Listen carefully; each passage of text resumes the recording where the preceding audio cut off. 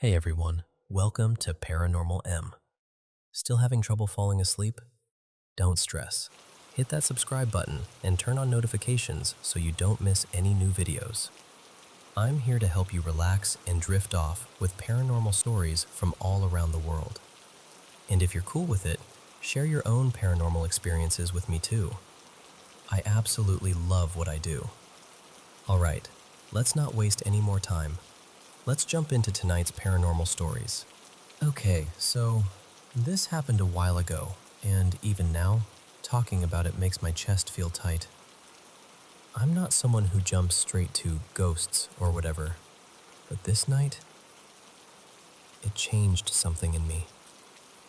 It was late autumn, not summer, and the air had that cold, damp edge to it. I was over at my neighbor's place across the alley, Mirella, an older Romani woman everyone in our little block adored. You know the type, always slipping you food because you look too thin, always ready with a story or a joke. We were in her tiny kitchen, 4 of us crammed around this wobbly table, drinking strong coffee out of mismatched cups and sharing stupid stories from work. It was one of those slow, cozy nights where nothing is supposed to happen. You can almost feel how ordinary the evening is. And then we heard music. Not from a phone, not from a TV. This was live. You could hear individual things. A drum keeping time, a violin weaving around it, voices singing in a language I didn't recognize. It sounded far away and close at the same time, like it wasn't coming from any direction, just happening around us. The hairs on my arms stood up. Mirella went completely still. She set her cup down very gently, stared toward the back door, and said, in this low, careful voice, "Don't go outside." We kind of laughed at first. You know, nervous giggles. One of my friends, Danny, rolled his eyes like, "Okay, spooky grandma warning, sure." But her face, I'll never forget the way she looked. Not surprised, not confused, just afraid in a way that said, "I know what this is." The music grew clearer, like whoever was playing had moved just a little closer. I glanced through the window over the sink. Behind her house, there's this overgrown field that leads down toward the railway tracks. Usually it's just weeds, trash, nothing special. That night, though, the field looked wrong. There was this low, pale fog settled just above the ground, the way smoke hangs in a bar. And inside that fog, at first I thought my eyes were messing with me. There were shapes, people-shaped, moving slowly. I leaned closer, squinting. My brain tried to file it under kids messing around, but it wouldn't fit. These figures weren't solid. They looked like they were made of smoke, drifting and reshaping around invisible bones. Some of them were missing pieces, an arm fading into nothing, a leg that never touched the ground. One of them, I swear, had no head, but its body still swayed in time with the music, like it was listening anyway. And in the middle of all of them were 2 clearer silhouettes. A man in what looked like a dark suit, and a woman in a long, pale dress, almost glowing in the thin moonlight. They stood facing each other, like a couple at the center of a dance. The others moved around them in a circle, keeping time with the drums and the violin. They didn't look threatening. That's the worst part. They looked busy, focused, as if we didn't exist.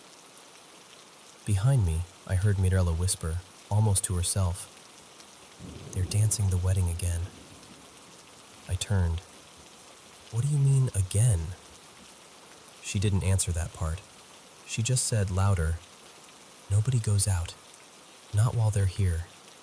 They don't cross a house with guests inside." She said it like it was a rule, like saying, "Don't touch the stove, it's hot." Something she'd grown up knowing.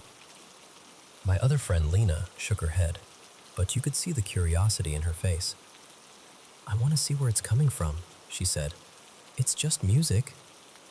Morella grabbed her wrist. I'd never seen that woman look small until then. "Please," she said, and her voice shook. "Stay inside. Let them finish." Danny gently pulled her hand away from Morella's.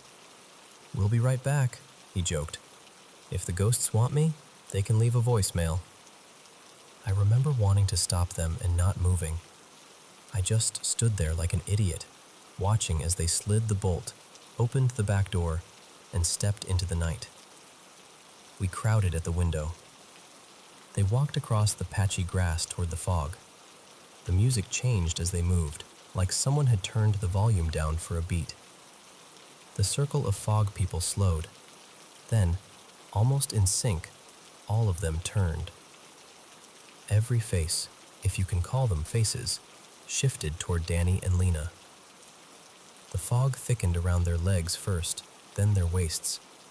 From where we were standing, it looked like the whole group of figures inhaled at once, and the mist rushed in.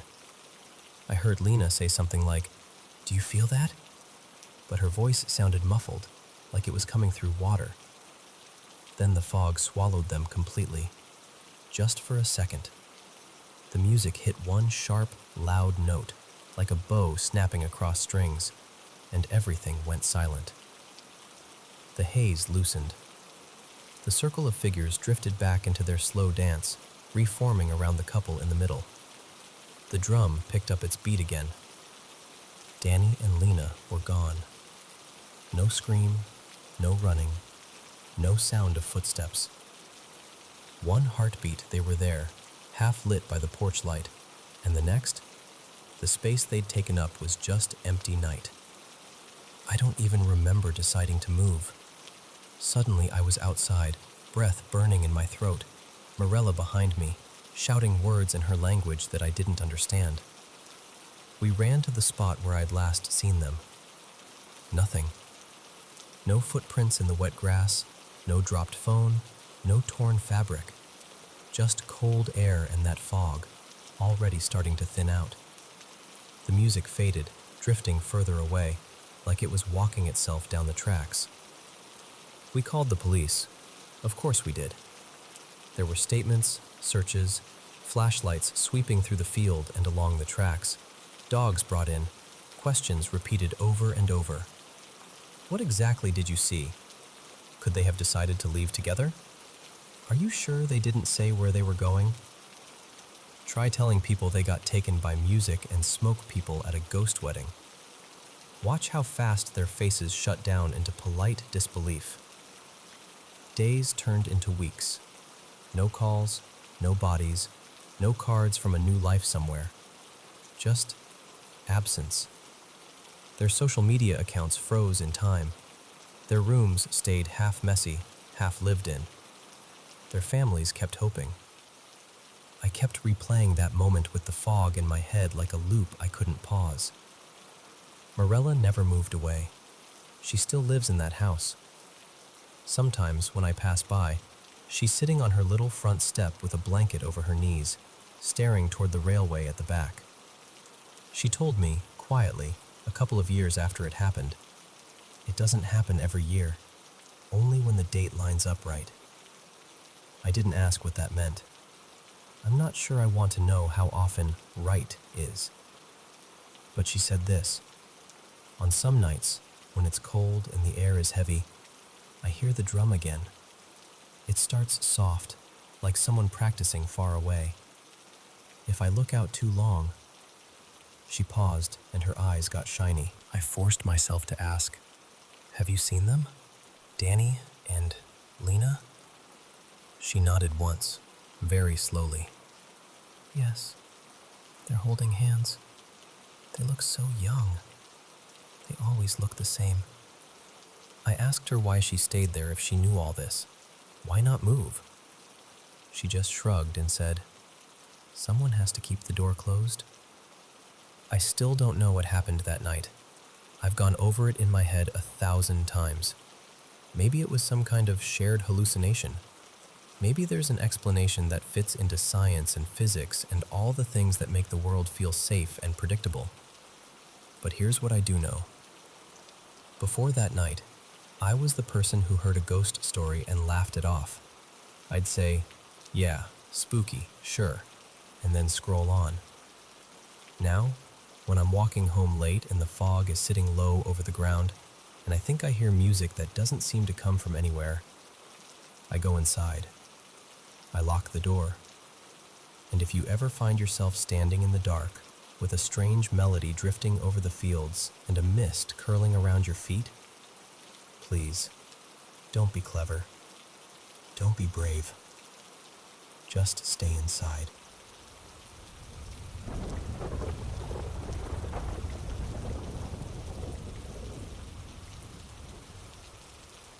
You know, every now and then you come across a story that feels wrong.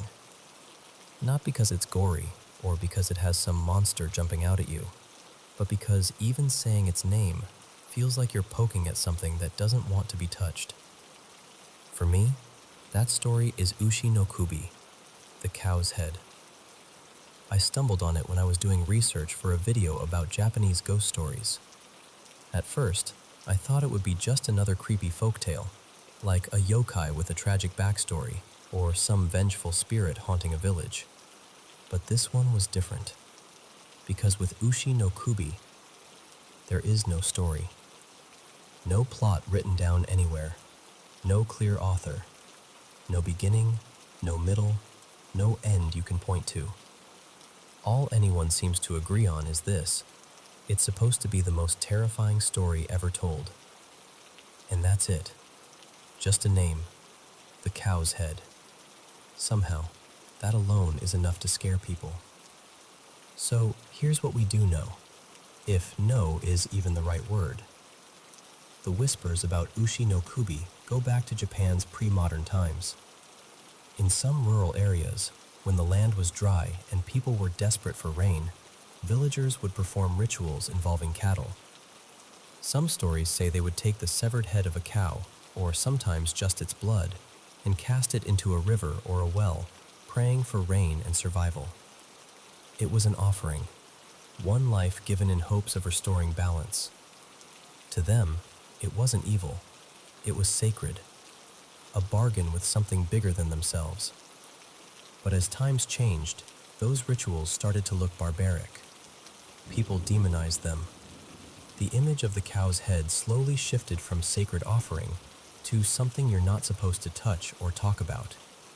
A symbol of taboo, of sacrifice, of power that's better left alone. And that's when the rumors really started.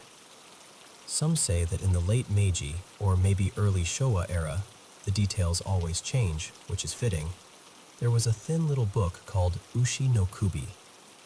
According to the old tales, anyone who read it either went insane or died soon after. Supposedly, the authorities got involved. They confiscated every copy, locked them away, maybe even burned them to calm people down. But here's the thing, there's no proof. No title listed in any old catalog, no author's name, no physical copy we can point to, nothing. Just stories about a story. And somehow, that lack of evidence makes it feel even more dangerous, doesn't it?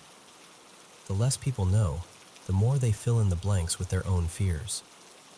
One version of the legend that really stuck with me is the bus story. You might have heard a variation of it before.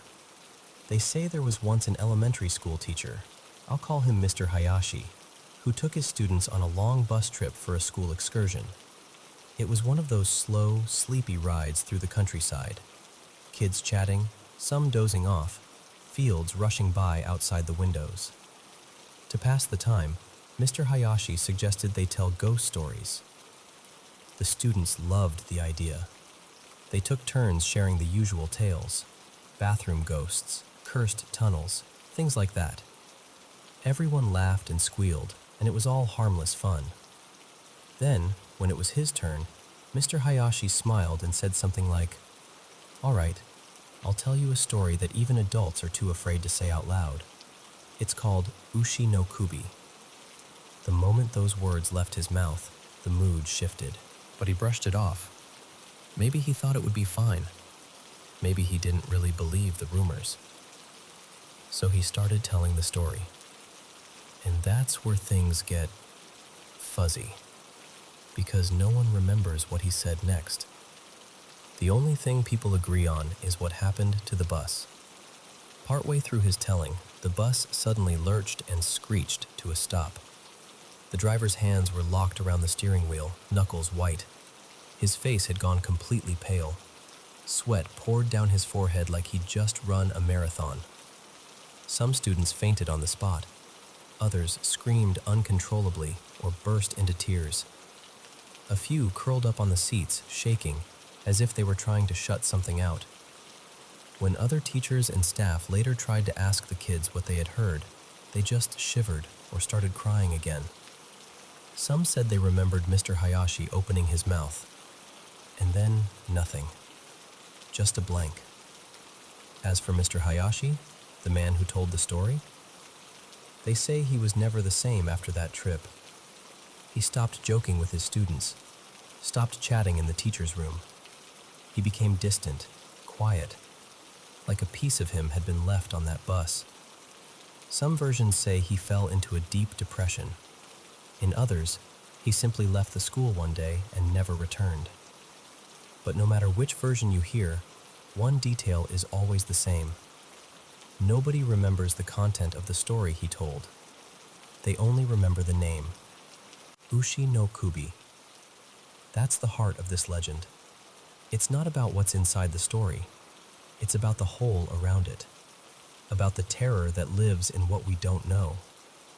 And when you think about the symbol itself, the cow's head, it has layers.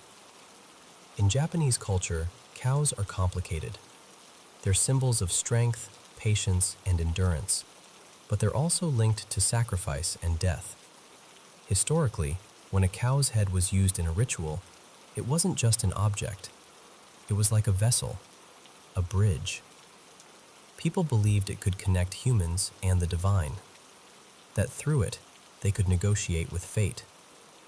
In folklore, too, cows show up in strange places. There's Kudan, a half-human, half-cow creature that appears to warn people of impending disasters. There's Gozu Tenno, a deity associated with plagues and punishment. So when you hear the cow's head, it's not just some random creepy title. It carries echoes of offerings, curses, prophecies, and the price of trying to control forces you don't fully understand. It sounds like something that stands with one foot in the sacred and the other in the damned. Psychologically, that's what makes Ushi no Kubi so powerful. It belongs to this strange category of untellable stories, the kind you're allowed to mention, but not actually describe. You can say, I know a terrible story called The Cow's Head, but you mustn't tell what happens in it. People claim that if you hear the full story, you'll die within 3 days, or go mad, or be haunted, or whatever the version of the rumor happens to be. Yet, there are no official victims, no hospital records, no police reports, no written text. It's like a horror story that exists as a blank page, and our brains hate blank pages. We're wired to fill gaps. When we don't know the answer to something, we tend to imagine the worst possible scenario. So by giving us nothing but a name and a warning, the legend forces us to create our own version of the terror. In that sense, Ushi no Kubi is almost like a mirror. It doesn't reveal a fixed story. It reflects whatever scares you the most. Of course, myths don't stay buried for long, especially not in the internet age. In recent years, Ushi no Kubi has crept back into pop culture. Some modern horror writers have mentioned it in essays or woven it into short stories, teasing it as the story too horrible to print, but never actually sharing the contents. Publishers have put out horror collections titled things like The Cow's Head and Other Nightmares, using the name as this promise of ultimate fear, but without ever giving you the real Ushi no Kubi. There was even a film, The Cow's Head Hamlet in one version I heard, Cow's Head Village in another, that mixed the legend with rural superstitions and old curses. But again, even in the movie, they only circle around the true story. They never tell it outright. And online? Oh, it thrives there. If you search for Ushi no Kubi, you'll find endless threads, videos, theories, urban legend channels dissecting it from every angle. People share their own imagined versions, or talk about how they almost heard it, or claim they read a fragment somewhere. But no one can show you a definitive, original text. It's just fragments, reactions, fear. The myth spreads, even though there's still nothing at the center. In a way, Ushi no Kubi has become a digital ghost, a self-sustaining story that feeds on curiosity, on clicks, on late-night conversations between people like you and me. So what does all this really say about us? To me, Ushi no Kubi isn't just a Japanese ghost story. It's a quiet, unsettling reflection of how our minds work. We're afraid of the unknown, but we're also drawn to it. We tell ourselves, I shouldn't look this up, and then we type it into the search bar anyway. We say, I don't want to know, and then we lean in just a little closer. This legend doesn't need detailed monsters or vivid gore. It only needs a gap, a missing piece, and your imagination will do the rest. The horror doesn't start when someone finishes the story. It starts the moment you think, okay, but what is in it? So let me ask you something directly. If someone you trust sat in front of you right now, looked you in the eye and said, I know the complete version of Ushi no Kubi. I can tell it to you from beginning to end. Would you want to hear it? Would you really? Or would a small, quiet part of you hesitate? Maybe that's the real curse. Not a ghost, not a demon, not a cow-headed monster. Just that unbearable itch of curiosity, battling with the instinct to stay safe. Maybe the wisest choice is the one people have already made for generations. To keep the story untold. To live with the mystery. To let the fear exist, without ever giving it a shape. After all, Ushi no Kubi has survived this long as a story that doesn't technically exist. And maybe, just maybe, that's exactly how it's meant to stay.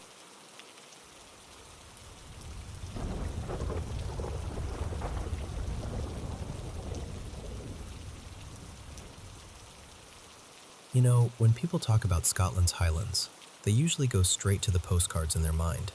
Those wild hills, the mist curled into the glens, the way the mountains look almost black against a silver sky. But if you sit still long enough up there, really listen, you start to notice something else. Not just the wind through the heather or the distant rush of water, but a kind of crying. Soft at first, almost like someone trying not to be heard. That's what I want to tell you about tonight, the weeping of the Highlands. Because for centuries, people have said that some of those cries don't belong to the living at all. They belong to three spirits. Alis, the mourner of the mounds, Mari Nanni, the washerwoman of fate, and Kianod, the weeper of the glens. Different names in different places, but the same thread runs through all of them. Their voices are said to follow death, disaster, and the sort of sorrow that settles into the land itself. Alis, the mourner of the mounds. So let me start with Alis. Her name, the old folks say, comes from the same roots as the old Ban Sith, the woman of the fairy hill. Long before people like you and me were wandering around taking photos of the scenery, the families out there believed Alis cried for them. Not for strangers, just for their own clan. You'd be in a stone cottage somewhere on a stormy night, the fire burning low, and someone would suddenly go quiet and tilt their head, then say, "Do you hear that?" Out beyond the walls, over the sound of the wind, there would be a thin, broken wail, like a woman grieving so hard her voice could barely hold itself together. That was Alis. Her cry didn't kill anyone. That's the part people sometimes get wrong. She wasn't a murderer. She was a messenger. Her voice meant that a thread in the family line was about to be cut. that someone's time had finally run out. As the old faiths faded and Christianity spread through those valleys, people started to talk about her a little differently. Some said she wasn't just crying for a person anymore, she was crying for the world itself. For children taken too early, for villages emptied by famine, for the way the land kept absorbing one grief after another and still had to bear it. Even now, there are Highlanders who will quietly tell you that if you go far enough into the hills, you might still hear Alis keening in the distance. They'll shrug and laugh it off in public, of course, but behind closed doors, they'll tell you that death never really goes silent. It just finds new ways to speak. Mari nan ni, the washerwoman of fate. Now Alis cries from far away, but Mari nan ni, Mari of the washing, comes much closer. Picture this, a foggy highland evening, the kind where the mist sits low and keeps close to the ground. You're walking along a burn, one of those narrow streams with stones that shine like bone under the water. Up ahead, you see a small woman kneeling by the bank. Her skirts are soaked. Her hair hangs in tangled ropes, dripping into the stream. She's scrubbing something in the water. You might think it's just laundry, until you notice the color. Not dirt, not mud, but a deep, dull red that refuses to wash away. Those are the clothes of the soon-to-be dead. Her looks change from story to story. Sometimes she's tiny and fragile, with skin like old parchment and eyes swollen from endless tears.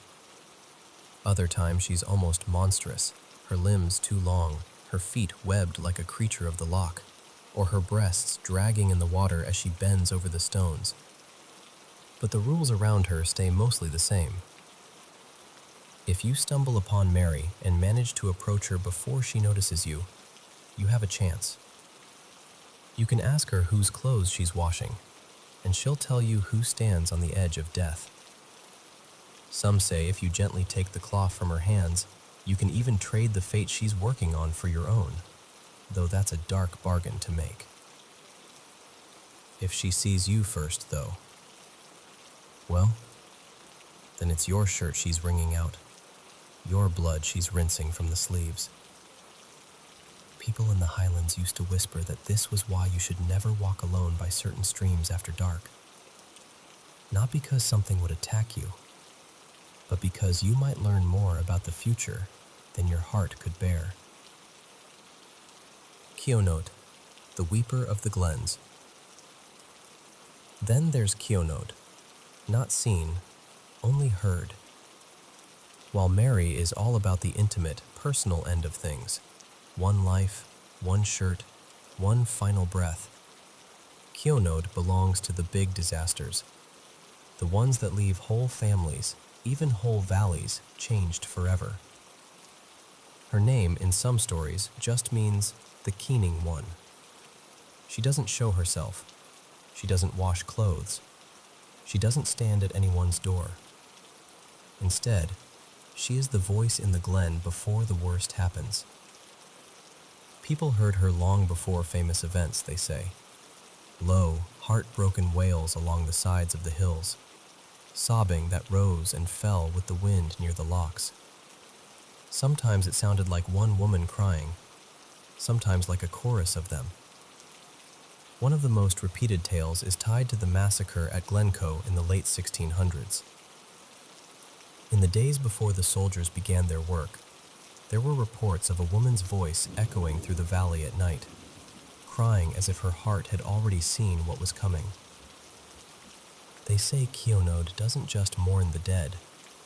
She mourns what people do to one another, the betrayals, the broken promises of hospitality, the way violence sinks into the soil and never truly leaves.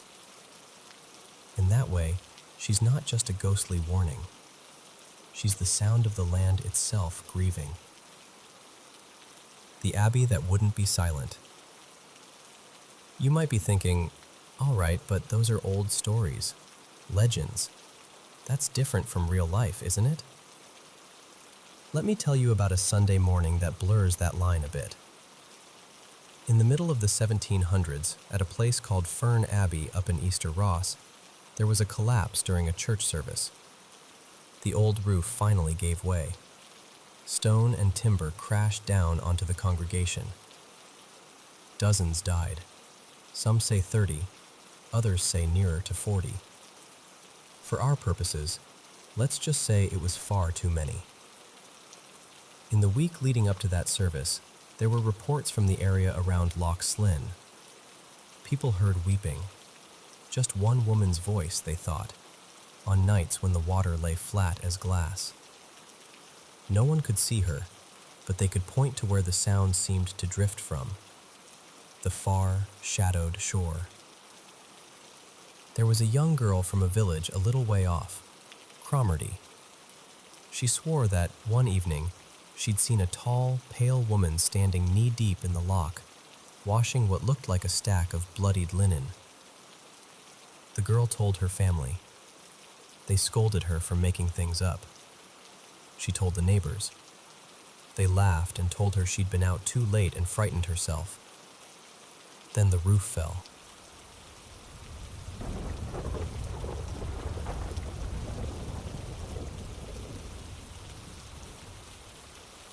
I want you to picture this with me for a second. It's late evening in the Japanese countryside. The air's heavy and still, the kind of quiet where even the cicadas seem to be holding their breath. Out beyond the rice fields, the sky is fading from orange to deep blue, and the shadows are starting to stretch long and strange. That's where this legend lives. People out there talk about a woman they call Hachishaku-sama. Well, the older folks in my grandparents' village actually called her Hachishaku-sama, with this hushed, careful tone, like even saying the name too loud might draw her attention. They say she's 8 feet tall. Not, wow, that person is really tall, but wrong tall.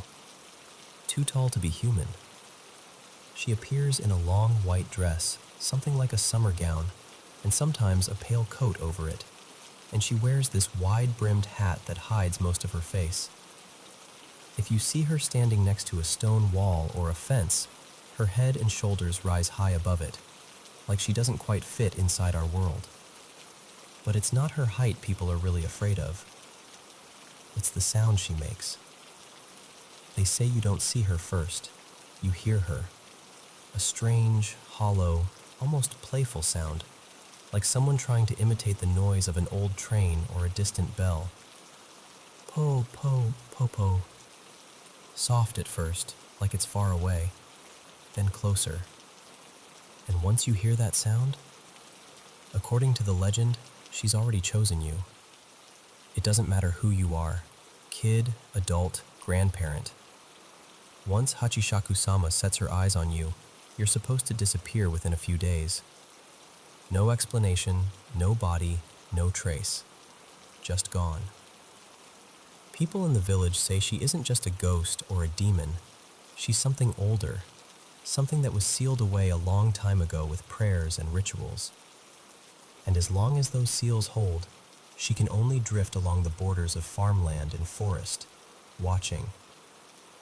But seals break, statues crack, talismans rot.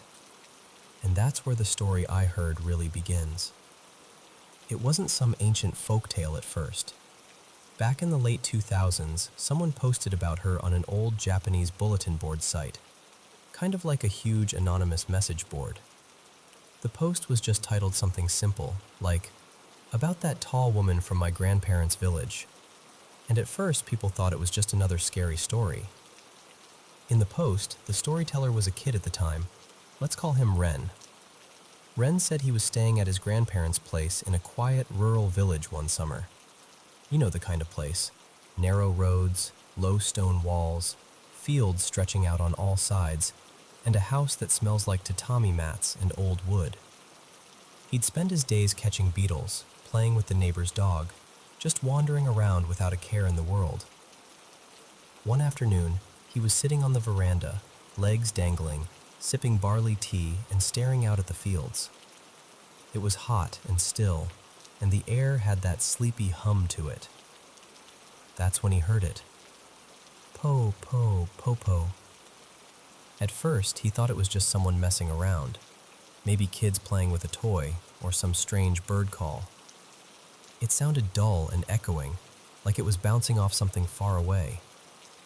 Curiosity got the better of him, so he leaned forward and peered over the low stone wall at the edge of the property. And there she was.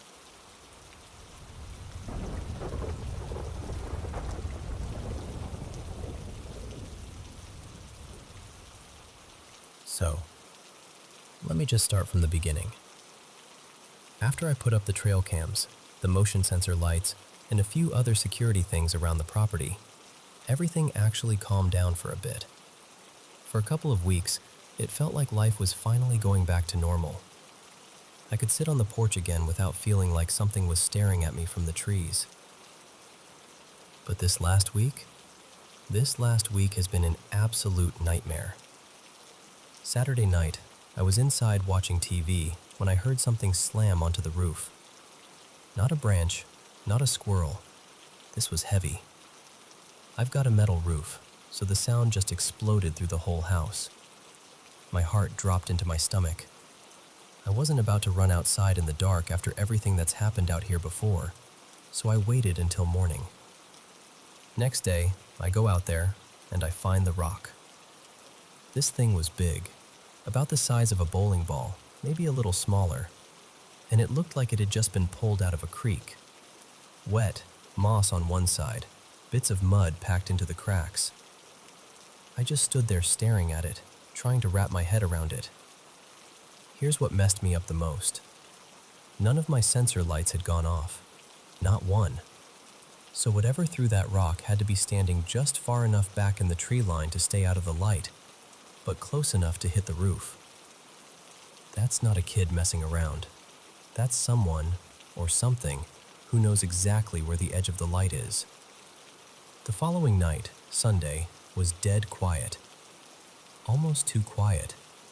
No rocks, no sounds, nothing. I tried to convince myself maybe it was just some punk teenagers passing through, a one-time thing. Then Monday happened. I decided to go back into the woods and have a look around. I wanted to see if I could find footprints, broken branches, anything that might explain who was throwing rocks at my house. I walked maybe 10, 15 minutes into the trees when I smelled it. That sickly, heavy, rotten smell. I knew it wasn't just an old log or something dead for months. That kind of smell is fresh. I followed it and found a carcass. This time it was a coyote, or at least, that's what it used to be. Its hind legs were snapped and bent underneath it at these horrible angles, like someone had twisted them around and just left them folded up. I could see blunt force injuries along its side, and the head. The head had been hit so hard the skull was cracked open. Not like something had eaten it, more like it had been smashed. I looked around for tracks. Nothing. No boot prints, no paw prints, no drag marks. The ground was disturbed, sure, but it was like whatever did it barely touched the ground at all. The longer I stood there, the worse I felt. My chest got tight, and I had that feeling like when you realize you're suddenly in the wrong place at the wrong time. I just thought, I shouldn't be here. So I turned around and got out of there. That night, I sat out on the porch for a good while with my firearm next to me. I didn't want to use it. I just felt better having it close. At one point, the sensor light down near the tree line flared on. I snapped my head up, grabbed my flashlight, and shined it toward the woods. Nothing. No movement, no rustling, no eye shine. Just that harsh white light pushing into the trees and stopping, like it hit a wall of darkness. The light went off. I stayed out there a bit longer, listening so hard my ears hurt. Nothing else happened that night. Tuesday came and went without anything strange. Most of Wednesday, too, was quiet. I actually started to relax a little. I remember thinking, maybe whatever it was moved on. Then Wednesday night happened. The hair on my arms stood up immediately.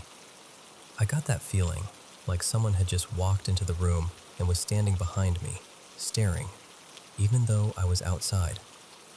I stood up, grabbed my gun in one hand, flashlight in the other, and slowly walked to the edge of the porch. I swept the light along the tree line. At first, I didn't see anything, just trunks and shadows. Then I moved the beam across the bushes directly opposite my driveway. And there they were, two huge glowing eyes staring right at me. They were higher off the ground than any person I've ever seen, maybe 7, 8 feet up, easy. They weren't reflecting like a deer's eyes normally do when you hit them with a light. These were a deep yellow, almost amber, and they didn't flicker or move. They just stared. My mouth went dry. I called out, "Hey, whoever's out there, come out where I can see you. I'm armed." What answered me wasn't a person. I heard this low, rumbling growl, like it was rising up out of the ground.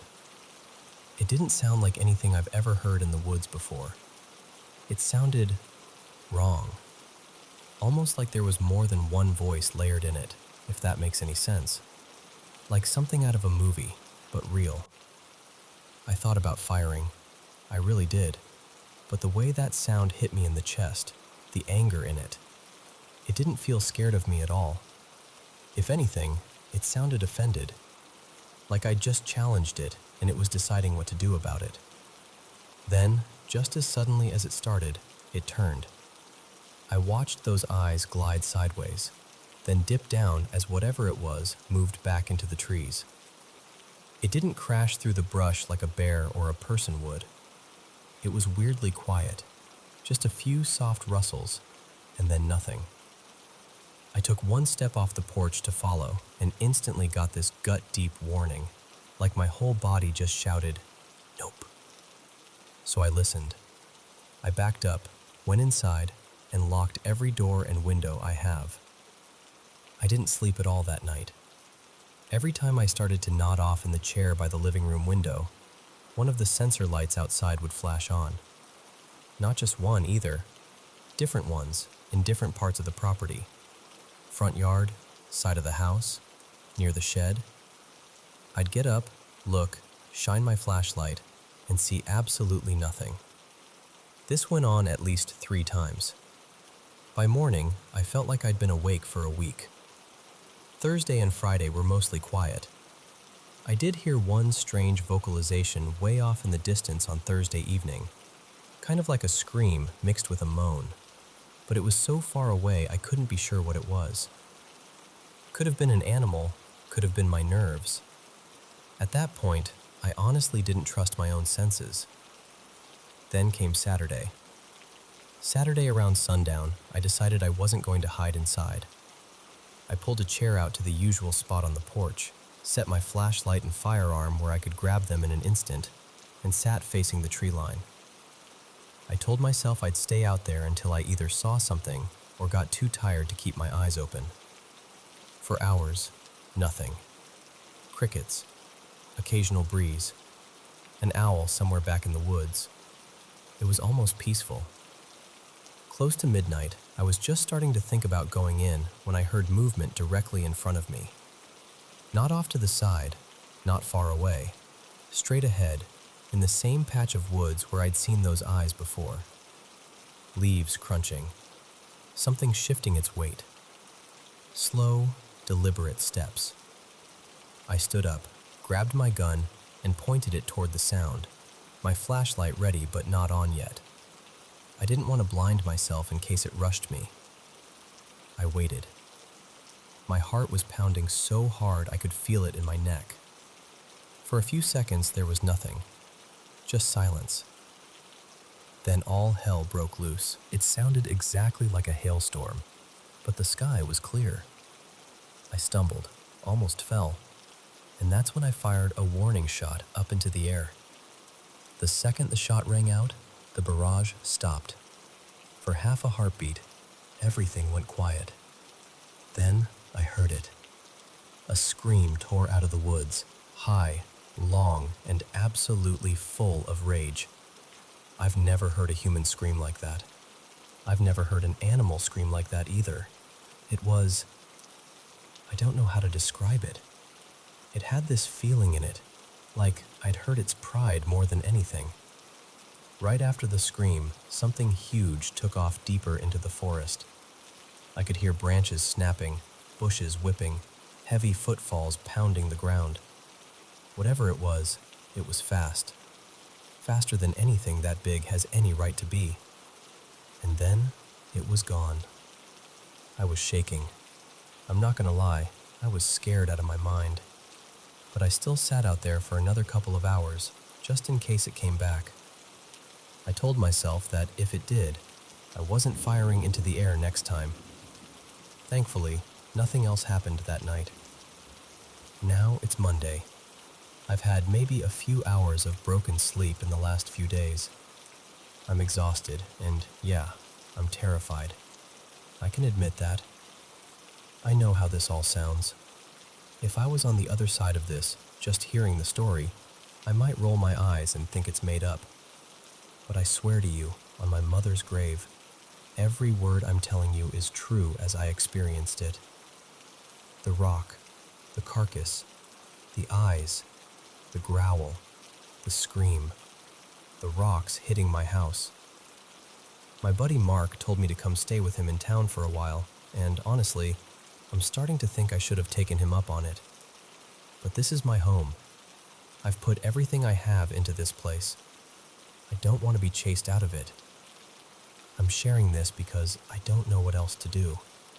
If you know anything about what this could be, or if you've experienced something similar, I'd really appreciate any advice, any tips, anything you've got. Because whatever is out there, it knows my property now. And it knows I know it's there.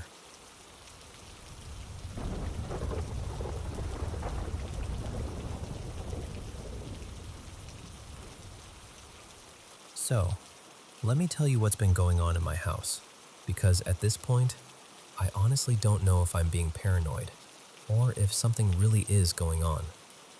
I moved into this remodeled triplex last June, 2024. It looked super clean and fresh.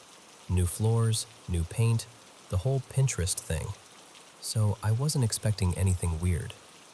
For the first couple of months, everything was totally normal. Then the noises started.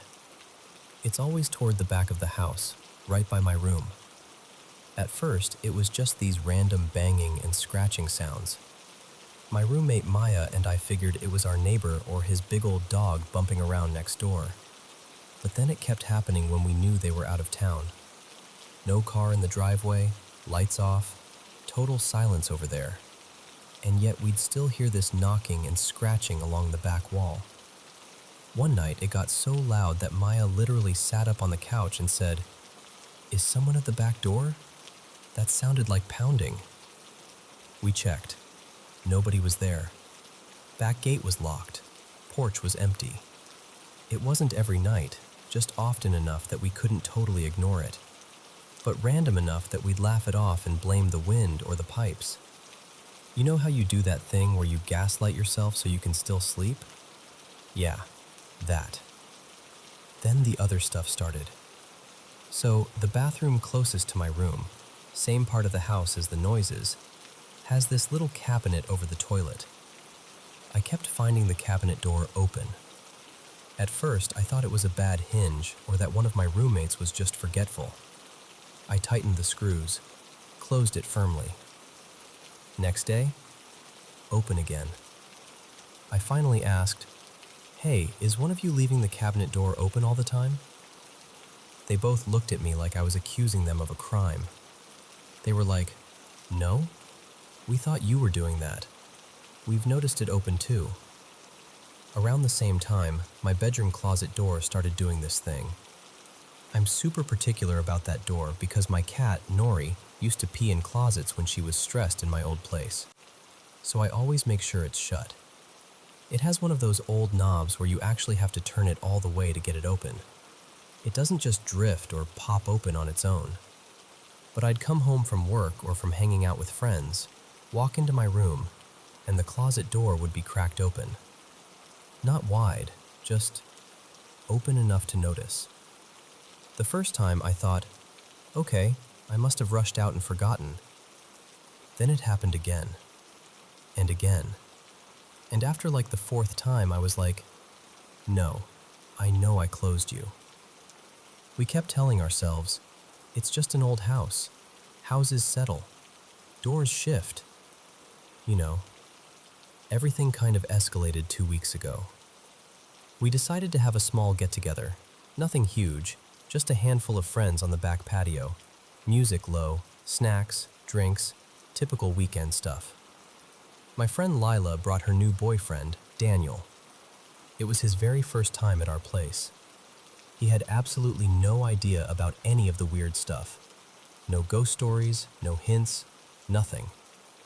At one point, Daniel went inside to use the bathroom.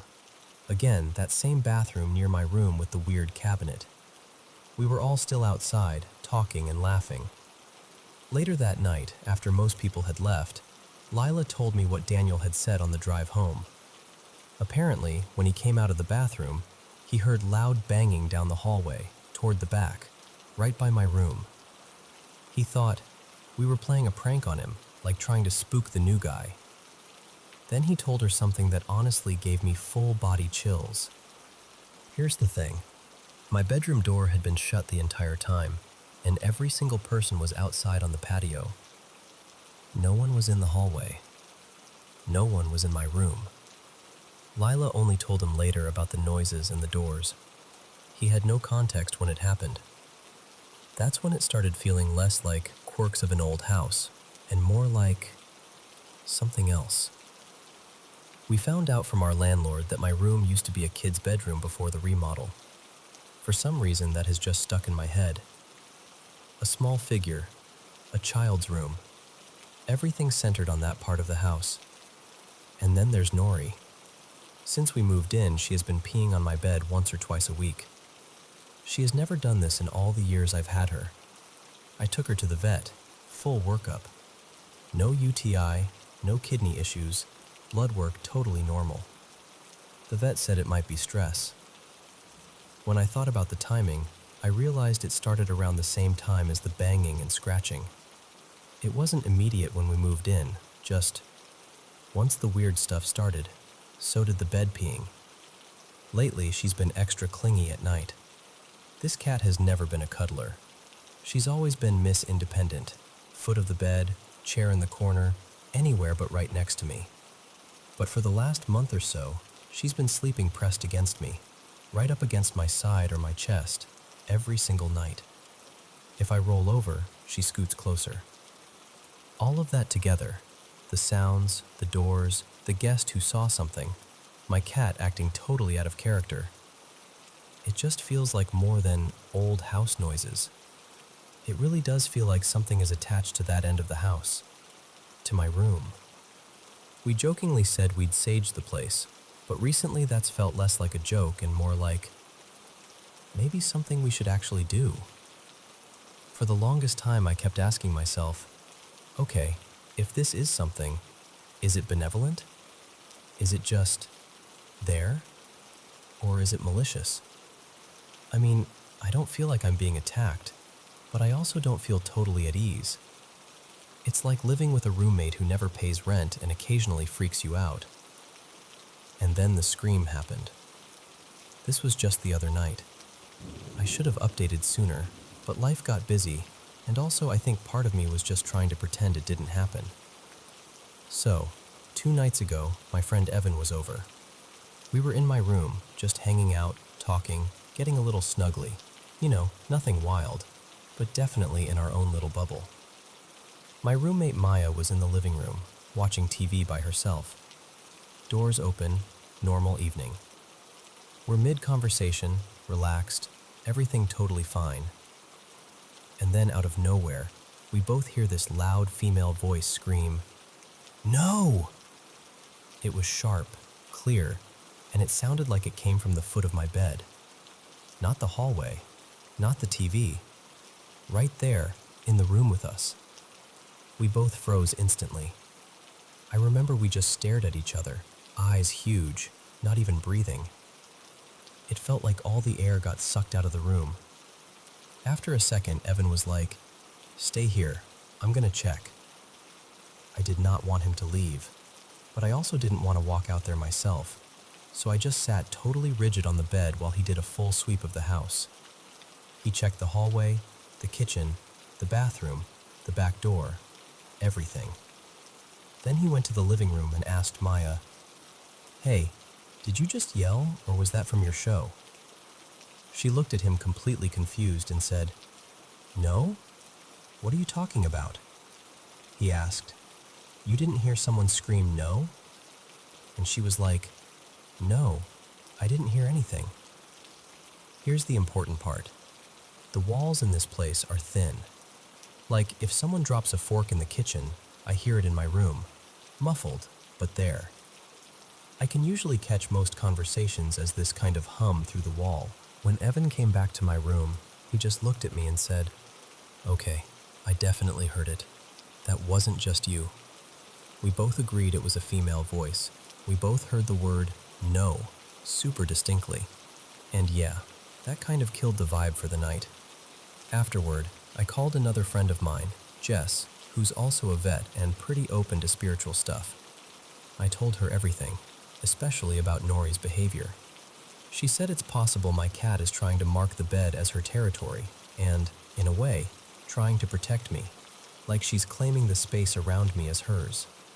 So now I'm lying in this weird in-between space. Part of me is skeptical and trying to keep everything logical, and another part of me is like, something is going on here. The noises, the cabinet and closet doors, the shadow Daniel saw, the way it all revolves around my room.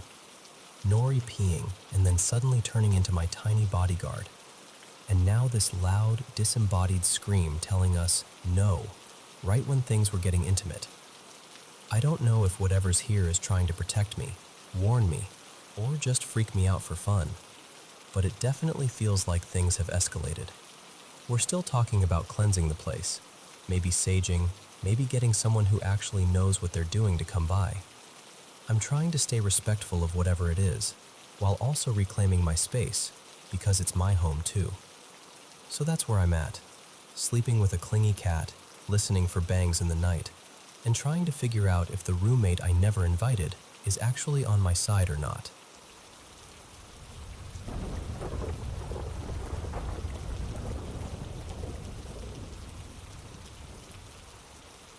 Hey everyone, welcome back to Paranormal M channel.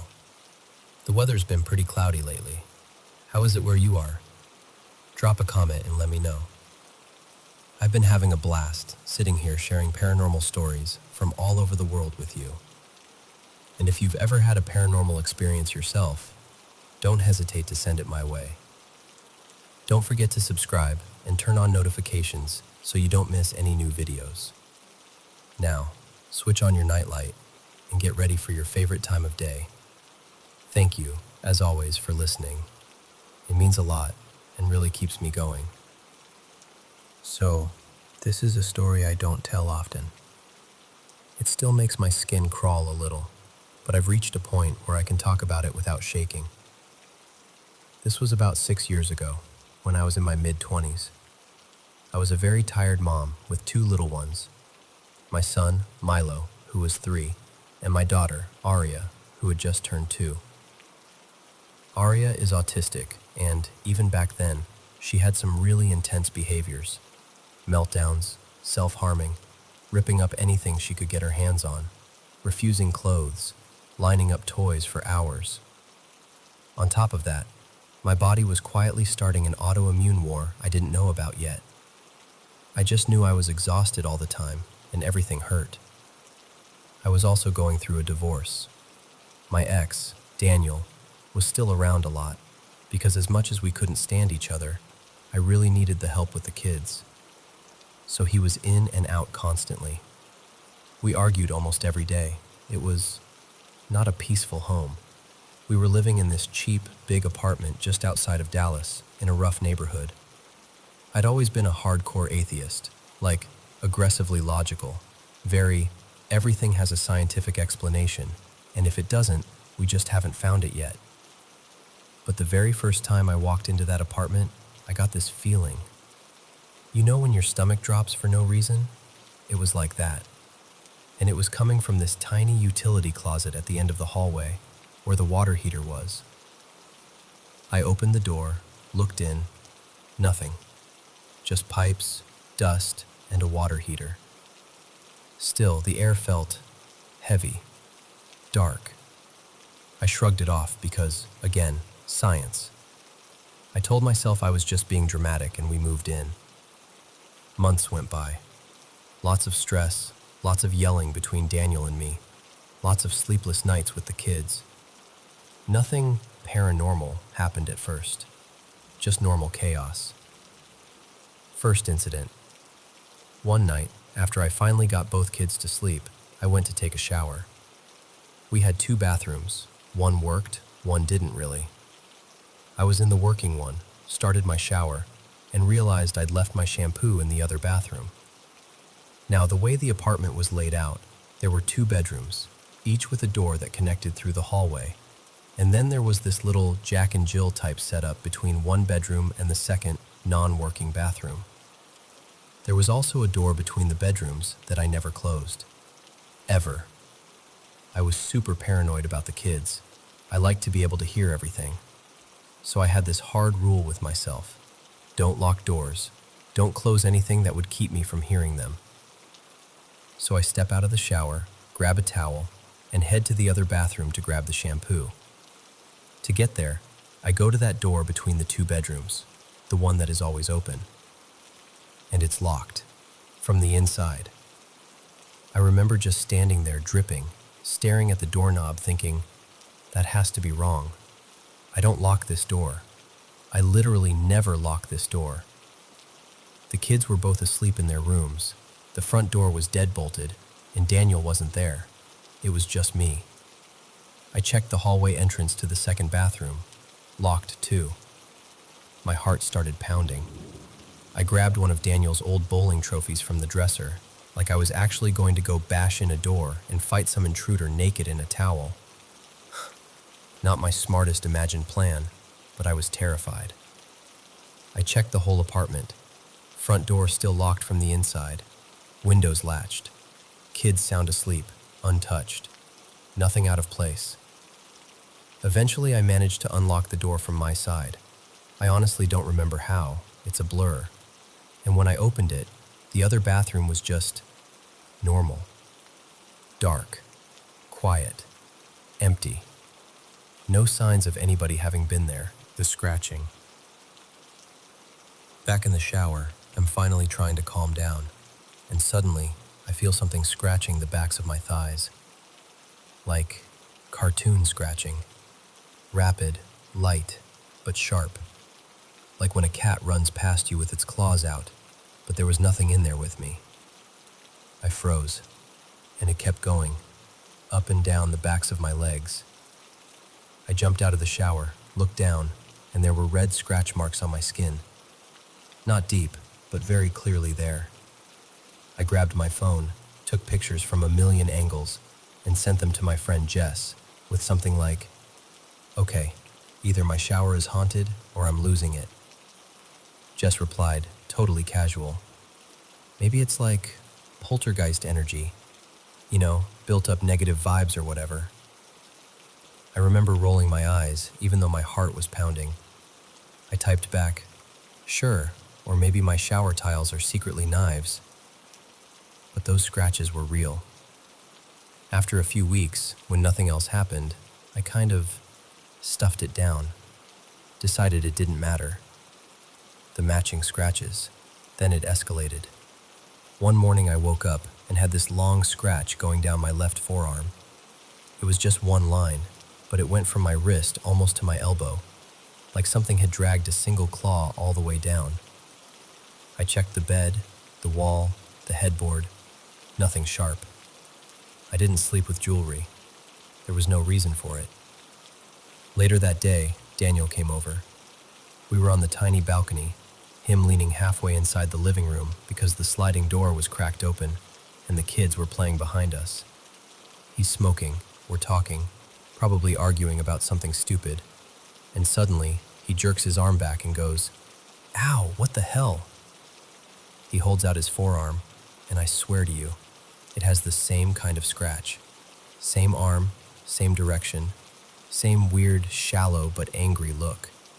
It was like mine had been photocopied onto his skin. I showed him my arm and was like, "Do you see this? Do you see how they match?" He shrugged it off, told me we probably brushed against something.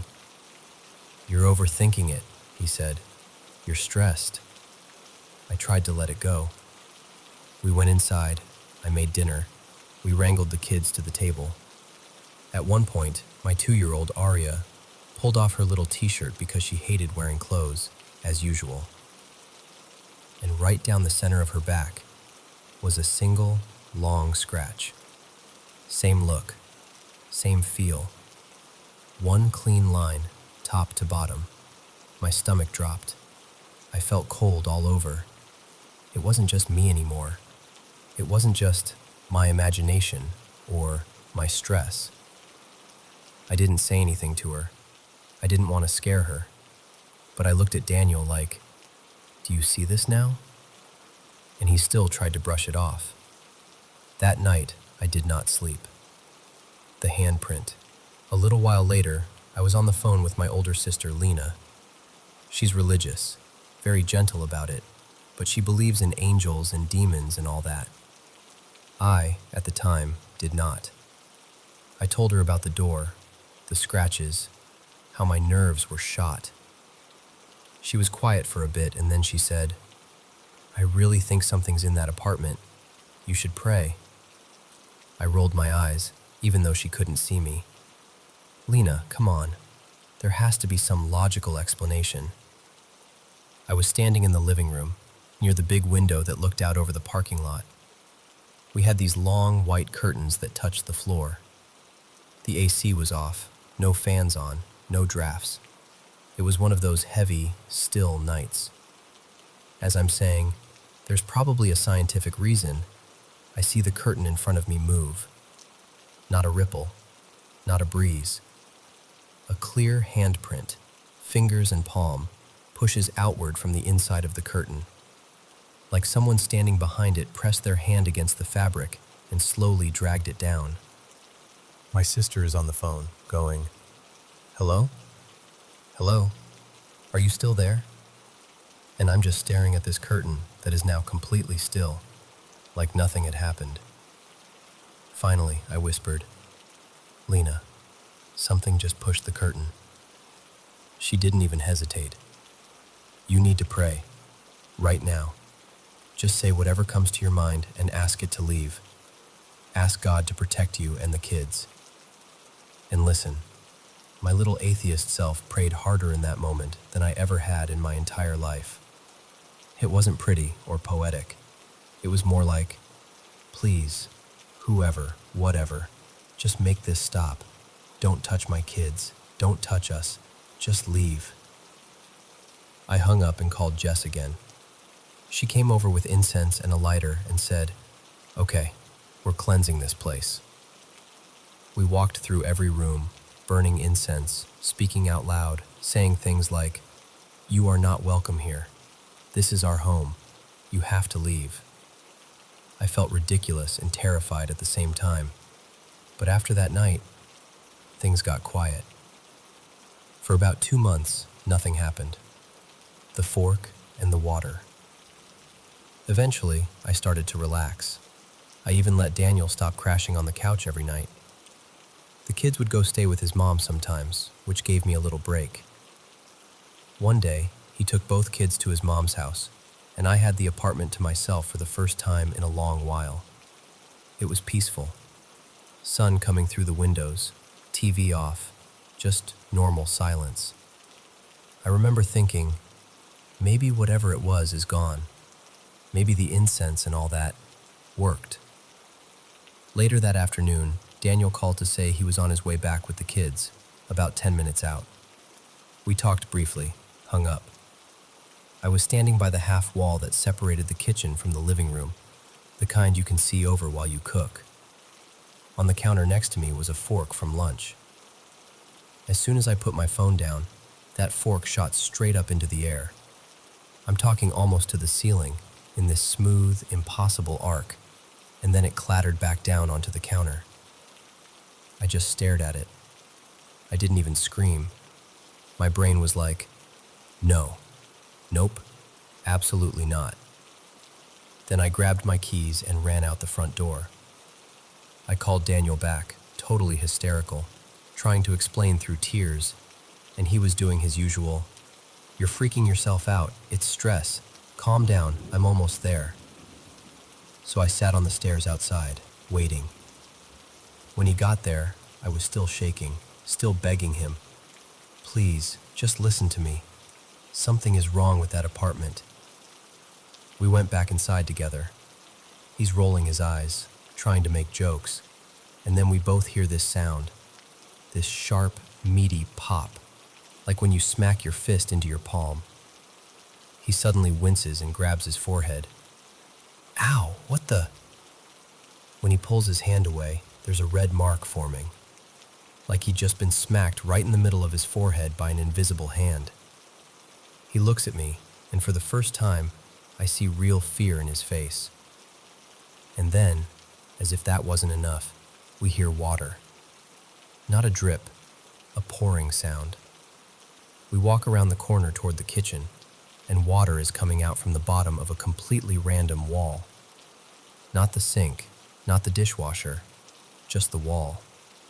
Like the wall itself had sprung a leak. It was pooling onto the floor, spreading across the tiles. We just stared at it for a second, and then I said, "Nope, get the kids, we're leaving." We grabbed the kids, grabbed our bags, and ran out like the building was on fire. Drove around for about half an hour because neither of us wanted to go back. When we finally did go back, the floor where the water had been, bone dry. No dampness, no puddle, nothing. Leaving for good. We did it. We put salt across the thresholds, in the window tracks, in a line by that creepy utility closet. We spoke out loud again, telling whatever it was that it wasn't allowed there, that it had to go. And it did feel calmer. Nothing dramatic happened after that. But we couldn't relax in that place anymore. The kids were restless, I was on edge, and even Daniel, the king of "you're overreacting," didn't argue when I said, "We're breaking the lease." So we did. We broke the lease early, paid the fee, and got out. I went into that apartment as a smug atheist who thought ghosts and demons were just stories people told themselves when they couldn't explain things. I still don't know exactly what was in there. I don't know if it was a spirit, or some weird, concentrated bad energy, or something else entirely. But I know this. Doors I never locked were locking. Scratches appeared on all three of us in the same way. A handprint pushed through a curtain. A fork flew. Water came out of a wall and then vanished. And whether it fits into any neat belief system or not, that apartment absolutely changed the way I see the world.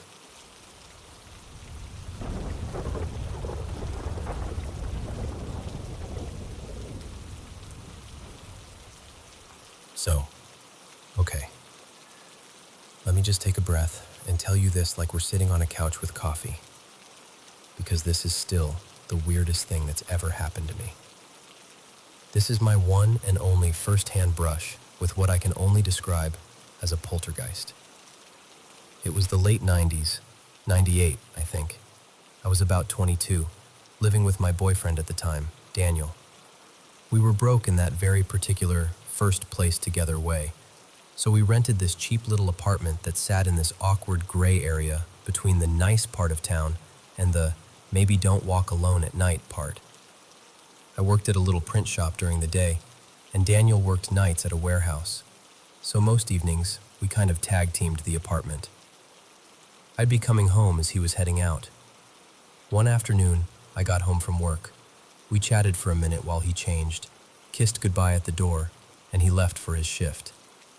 I remember locking the deadbolt behind him, doing my usual quick tidy, and turning off all the lights, because our electric bill was a monster if we weren't careful. Then I grabbed my keys and went out to do some grocery shopping. Nothing weird, totally normal. I was probably gone, 40 minutes, an hour. And when I came back, I opened the door and just stopped. The apartment was in full chaos. Every single light was on, all of them. The little lamp in the bedroom that we never used, on. The ugly fluorescent in the kitchen that we avoided because it buzzed, on. Even the light over the stove was on, and the stereo was blasting. Not just loud, like absolutely cranked as high as it would go. It was tuned to this AM talk radio station, some guy droning on about politics. Neither of us ever listened to talk radio. We were strictly mixtapes and the alternative rock preset people. This stereo, by the way, was one of those old systems with a row of preset buttons you had to push to switch stations. The station it was on wasn't anywhere near any of our presets. It wasn't like the tuner had just drifted a little.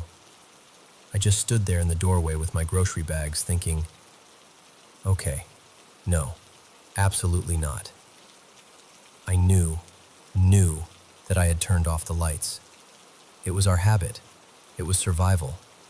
And the stereo definitely hadn't been on when I left. The first thing that really hit me, though, once I stepped inside, was the silence under the noise. Our cat, Luna, was nowhere to be seen.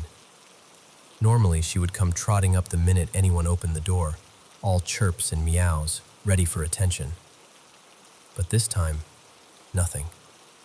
No jingle of her collar, no little paws on the carpet. That scared me more than the lights. I dropped the groceries on the table, walked over, and turned the stereo off. The sudden silence made everything feel even weirder. You know that heavy, charged kind of quiet? It felt like the apartment was holding its breath. All the hairs on my arms and the back of my neck were standing up. I started calling for Luna, going room to room. Nothing under the bed, nothing in the closet, not behind the couch. I checked the bathroom, and that's when I noticed something else. The bathroom sink was filled right up to the brim with water. No slow trickle from the tap, no drip. Just perfectly still, full to the edge. Like someone had plugged it, turned the water on, and then turned it off at exactly the right second. My stomach dropped. I went to the kitchen. Same thing. The kitchen sink, both sides, filled to the top with water. Again, taps completely off. No leaking, no wet floor, just this calm, full, perfectly still water. And then I finally heard her. The tiniest, muffled little meow. I followed the sound to the pantry. Now this pantry was like an in-wall cupboard with shelves inside. The door I'm talking about was above my head, like I had to stretch a bit to reach the groove on the side to open it. No knobs, no handles, just that little groove. I pulled it open, and there's Luna. Sitting way back in the corner of the top shelf, eyes huge, staring at me like, you would not believe what just happened to me. There is absolutely no way she could have gotten in there on her own. There was nothing nearby. No counter, no chair, nothing she could have used to jump up. And even if she somehow did, there's no version of reality where she's opening that door herself. At that point, my body just went, we're done. And I went straight into full freak-out mode. I grabbed the phone, landline days, and called Daniel at work. He picked up, and I just started babbling. You know when you're so scared your voice is shaking and your words all run together? That was me, pacing around the apartment, trying to tell him about the lights, the stereo, the sinks, the cat in the cabinet. He stayed really calm. He told me to leave the phone on speaker and do a walkthrough of the whole apartment, just to make sure no one had broken in and was hiding somewhere. So I did. I checked the bedroom, the closets, behind the shower curtain, under everything I could think of. No one. Nothing out of place except the extremely weird stuff. He had me look around and confirm that nothing was missing. Laptop? There. TV? There. His game console? Still plugged in. Rent money envelope? Still hidden where we'd left it. So, okay, not a robbery. I was still shaky and on the edge of hyperventilating when he said, "Hang on, I'm going to call the front office, see if anything happened around our place." He put me on hold for a bit, then called me back. Apparently there had been some kind of altercation right outside our building, near the apartment next door. We'd always had a weird feeling about those neighbors, like there was something sketchy going on. Lots of strange visitors at odd hours, that kind of thing. The office said security, and eventually, the police had to escort a couple of really angry guys away, but that as far as they knew, no one had gone into our unit and nothing had happened directly to our apartment. Daniel came back on the line and tried to lighten the mood. He said something like, "Well, maybe it was a ghost trying to make it look like someone was home, so those guys wouldn't decide to break in and take our stuff." I kind of half laughed, half sobbed. Then he goes, jokingly, "If it is a ghost, it better do some housework to pay for the extra electricity." I remember that very clearly because I told him, "Don't say that." And he laughed and said we'd talk more about it the next day when we were both off. That night, when he got home and we went out for a walk, he admitted he didn't necessarily think it was a ghost, but he did say this: "If it was something paranormal, the last thing you want to do is feed it fear." In his mind, treating it lightly, joking, not getting too scared, was a way of not giving it power or attention or whatever. And since it hadn't done anything destructive, no broken dishes, no writing on the walls, the worst thing it had done was give Luna a very confusing afternoon. So his attitude was, let's just be respectful and not poke it. A few days later, though, it was his turn to be weirded out. He goes, "Hey, quick question. Did you vacuum before you left?" I'm like, "No, why?" "Did you maybe put the dishes away?" "No, I was running late. The sink was a mess when I left." "Why? What's going on?" He took a breath and said, "Okay, so I came back from picking up some stuff and the entire apartment has been vacuumed. Like, perfectly. You know those straight vacuum lines you get when you're doing a really good job?" He said they were everywhere, every room. But there were no footprints in the carpet leading to the closet where we kept the vacuum. Just these neat, precise lines, and then nothing between that and the closet door. And the dishes? All washed, all dried, all put away in the right cabinets. Not just tossed somewhere, like exactly where they belonged. Plates stacked where we always kept them, glasses in their usual row, silverware in the right slots. He checked the doors and windows, still locked from the inside. That's when he said, half joking, half serious, "I think the ghost heard me when I told it to do some housework." After that, things calmed down. We didn't have any more big, dramatic events. No more mystery water, no more blaring stereo. But Luna started doing this one thing she had never done before. She became obsessed with the bathtub. She would sit on the edge of it and just stare into the empty tub. Not playing, not pawing at anything. Just sitting there for long stretches of time, peering into it like she was watching something we couldn't see. Every time I'd walk past the bathroom and see her like that, I'd get this little chill. Over time, I developed my own theory. Nothing scientific, just a feeling. I started to wonder if maybe our polite little poltergeist had been a former tenant. Someone who might have died in that apartment, maybe even in that bathtub, and for whatever reason, hadn't really let go of it yet. Maybe, in their mind, that was still their space they were protecting.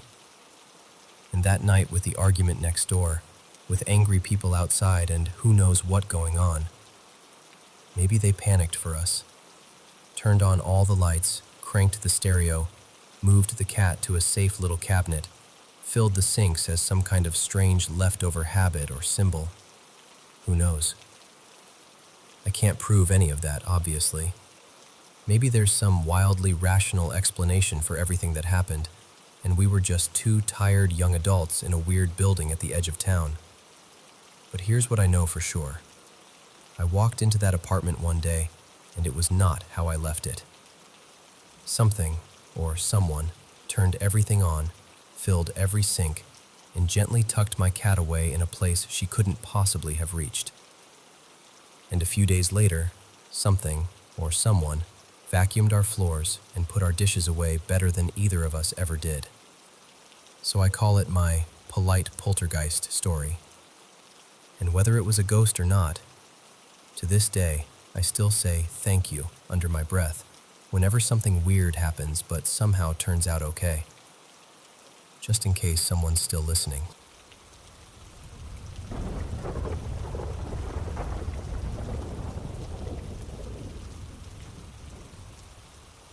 So, this is one of those stories I still don't fully understand, but I think about it all the time. When my daughter Maya was a little over 2.5, we had an experience that still gives me chills. One afternoon, she was sitting in our living room, perched on the edge of the couch, eating sliced strawberries out of a little yellow bowl. It was just a normal day, TV humming softly in the background, sunlight coming through the blinds. Then, out of nowhere, she put the bowl down, stood up, and walked toward the front door. I remember watching her, thinking she was just going to look outside.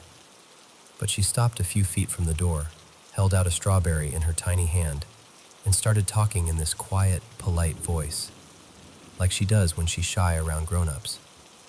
She was looking up, not at eye level, not toward the window, up, like she was talking to someone taller than her. So I asked, "Hey honey, what are you doing?" Without looking at me, she said, very matter-of-factly, "I'm sharing my strawberries with the man." I got that weird feeling in my chest. You know when the room suddenly feels just a little too still? I glanced at the door, checked the porch, checked the window. No one there, just us. I tried to keep my voice light. "Oh yeah? What man?" She finally turned to look at me, like I was the one being silly, and said, "The man from before," and then went right back to holding out strawberries to nothing that I could see. I let it go in the moment, but it stuck with me.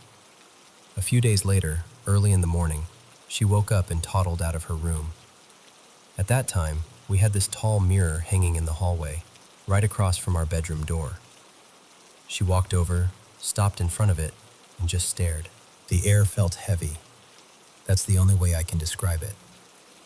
Maya, who was 12 by then, stopped at the threshold. She took one step inside, then froze and said, "I don't like it in there. I'll wait outside." Now, she's not usually dramatic about stuff like that, so I said, "Okay, that's fine. Stay where I can see you." I figured she just didn't like the smell. Kids can be sensitive like that. So my partner and I walked through the house, room by room. And honestly, I already knew it wasn't for us. The layout was weird, the energy felt off, and that rotten smell just lingered. I was standing in what I think used to be the dining room when I heard fast footsteps on the porch. Then the front door flew open. Maya was standing there, completely pale, shaking, and breathing so fast she could barely get words out. "There's a lady outside," she gasped. I went straight to her, put my hands on her shoulders, and tried to calm her down. Hey, slow down. What lady? There's nobody out there. It's just us and the realtor." She shook her head, eyes wide, staring past me like she was still seeing it. "No, I saw her. She was right there." I asked her where, and she pointed toward a spot in the yard near this old, leaning fence post. "I was looking at the grass," she said, still catching her breath. And then I looked up, and this lady was standing in front of me. She was really pale, old. Her hair was kind of gray and messy. She just stood there, looking at me, and then she was gone. Not walked away, not turned a corner. Gone. We cut the visit short after that. I told the realtor the house wasn't for us, and we drove home. Maya was quiet most of the ride. I could tell she was trying to make sense of it. That night, after she'd gone to bed, curiosity got the better of me. I started looking up the history of the house, and here's where it gets even stranger. From what I could find, an elderly couple had owned that property for many years. They'd lived most of their lives in that house. The husband had died about 10 years earlier, inside the home. The wife had passed away just a few months before we went to see it. In a town that small, with basically a few streets, a church, and a cemetery, it seemed pretty likely she had died there too. I just sat there staring at the screen, thinking about my daughter at 3, holding out strawberries to the man, and then at 12, refusing to go inside that house, and then seeing the lady in the yard. 2 different places, 2 different ages, 2 different people she described. First an old man, then an older woman. And no one else saw a thing. I still don't know what to make of it. I'm not here to convince anyone of anything. I'm just a parent who's seen her child quietly interact with something that the rest of us couldn't see. But I'll be honest, sometimes when I think back on it all, I wonder. At 3 years old, she saw a man by our front door and in the mirror. At 12, she saw a woman who had only recently passed, standing in the yard of her old home. And I can't help but ask myself, is it possible that my daughter really does see things the rest of us can't?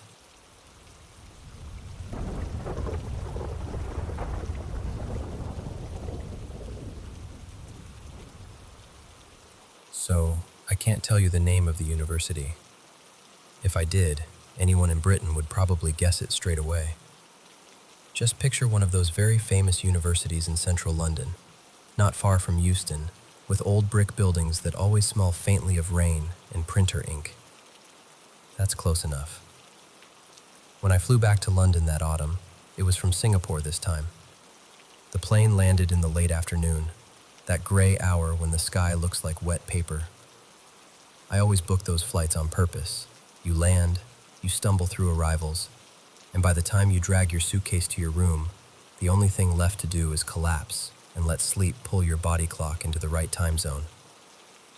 From the station, I hauled my suitcase past the noisy main roads and turned into one of those side streets lined with tired terraces. On the corner stood a squat building of brownish brick with narrow old windows. We'll call it Harper House. Under that flat light, it looked less like student halls and more like a small, forgotten hospital. At reception, the manager gave me a practiced smile and tapped at her computer. "Room 02, she said. "Basement. It's very quiet down there. You'll sleep well." You know when someone says very quiet and it sounds more like a warning than a promise? It felt like that. The corridor in the basement was long and low, painted a color I couldn't quite name, somewhere between beige and sick. The lights buzzed faintly, that tired fluorescent hum. My room was at the far end. When I opened the door, the air hit me, cold and damp, like the breath of an underground tunnel after a storm. I'd been away from London long enough that it took me a second to remember, oh right, this is just how old buildings are here. They never really dry out. Still, something about the layout felt wrong. The ceiling was lower than it should have been. Along one wall, a fat gray pipe ran from the ceiling almost to the floor, fixed with metal brackets. If I laid on the bed and stretched out my arm, I could have touched it. It shivered now and then, so faintly I almost thought I imagined it. Later, the caretaker told me, almost casually, that it carried waste from the toilets on the floors above. That first night, lying there half awake, I listened to it. Glug, glug, a sluggish rhythm I could feel through the pillow, as if someone were pacing slowly just above my head. When I woke in the small hours, there was a distinct chill along the side of the mattress near the wall, like someone had been sitting there and just stood up. Old building, I told myself. You'll get used to it. I didn't, but I tried. By the start of my final year, my desk had disappeared under stacks of articles and half-printed drafts. I'd pinned my dissertation schedule to the wall, but the dates all seemed to be sliding closer together, like wet ink. Sleep got later and later, and the longer I stayed in that basement room, the heavier the air felt, like there was something sitting on my chest that I couldn't quite see. One Friday night, I was hunched over my laptop, half reading the same paragraph for the 5th time, when a new email popped into my inbox. The subject line was blank. The sender was rowan.mace.22@xxx. The message was just one sentence. 2. Room 02. Is it still leaking? I stared at it. You know that feeling when your brain tries to slot something into a normal explanation and just can't quite manage it? I checked the address again. Definitely a student email. Definitely the university domain. But I didn't know anyone called Rowan Mace. The next morning, on my way out, I stopped at reception and showed the manager the email. She tipped her glasses down and scrolled through something on her screen. Mace, yes. Rowan. Northern lad. Dark hair, bit quiet. He was in O2 a while back. She glanced up at me. The leak was awful that year. He kept complaining about it. In the end, he moved to an upper floor. So his email still works? She frowned, clicked a few more times. That's odd, she murmured. He graduated a couple of years ago. These accounts are usually deactivated. The back of my neck prickled. I told myself, sensibly, that it must be some system quirk, old accounts that hadn't been cleared, a harmless glitch. That night, though, the pipe in my wall got louder. It wasn't just the glugging anymore. It had shifted into a slow, deliberate thud, like footsteps taking the same 3 paces over and over, right behind the plaster. Every time I thought it had stopped, it would start again, quieter, as if it were testing how much noise I would tolerate. A day or two later, a repairman turned up on the floor. He'd been called by someone down the corridor about a dripping ceiling, but when he finished with them, he knocked on my door too.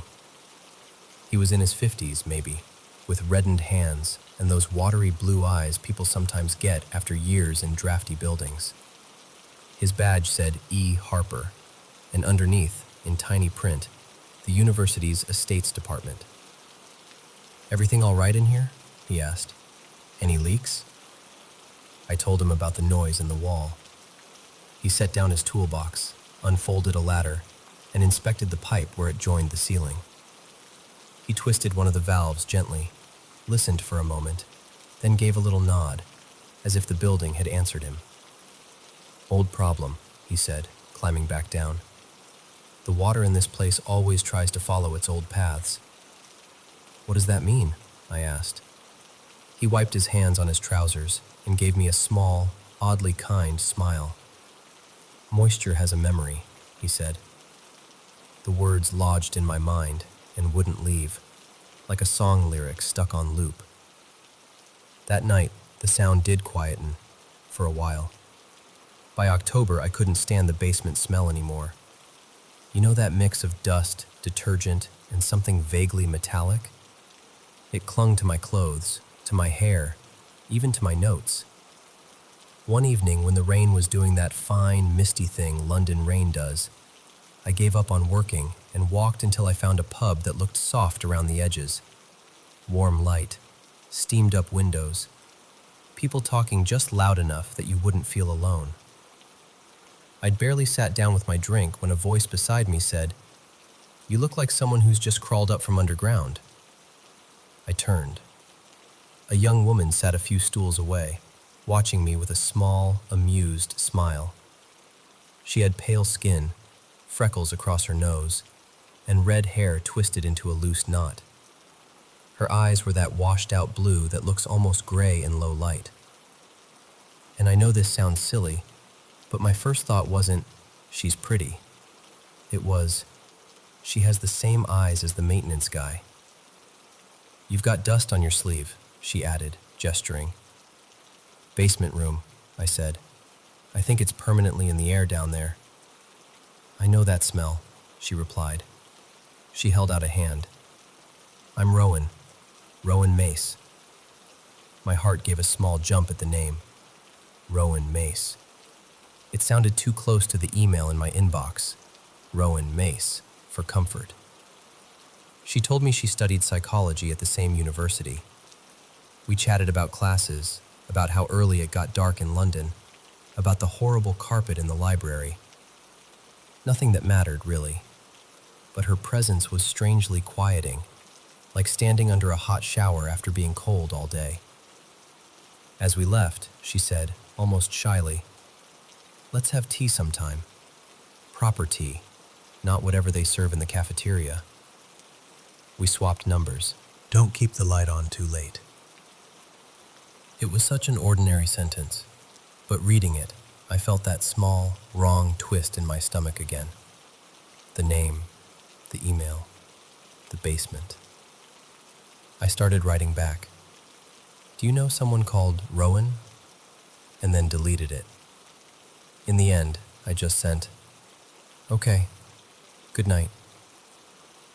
After that, I began to see her everywhere. On the stairs in the library, leaning against the banister with a book in her hand. In the cafe near campus, where she always took the seat by the window and ordered unsweetened black tea. We never made formal plans, we just drifted into each other's orbit. Our conversations stayed light, lecturers we liked, books we pretended to have finished, the way London could feel like 3 different cities in a single day. But underneath, there was this odd rhythm, as if we both knew we were circling something we weren't naming. One afternoon, I mentioned the sounds from the pipe. It's like someone pacing, I said. Same stretch, back and forth. Sometimes it sounds like water, sometimes not. She set her cup down carefully. Old buildings are creatures of habit, she said. They walk the same paths over and over. The noise doesn't really start or stop. It just comes back to where it began. Where did you hear that? I asked. She hesitated, then shrugged. A friend told me once, she said. He worked with pipes, took his job very seriously. The phrasing, the calm certainty, it was almost identical to the way the repairman had spoken in my room. That March, E. Harper appeared again with his toolbox. This time, he'd been called by the room next door, but he poked his head into mine too, as if checking an old patient. He adjusted one of the valves and listened again. Sometimes tightening things makes them louder, he said softly. You've got to let them find their own way. I watched his badge glint as he moved. E. Harper, Estates. Do you know a student called Rowan? I asked, trying to sound casual. Rowan Mace? He gave a short, almost amused breath. Names blur together after a while, he said. Common enough sounds in this part of the world. After that, I couldn't quite separate them in my mind. The red-haired repairman with the blue eyes and the red-haired student with the blue eyes.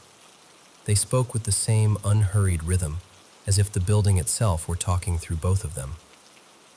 One bright afternoon in early spring, Rowan and I sat in a small cafe off Tottenham Court Road.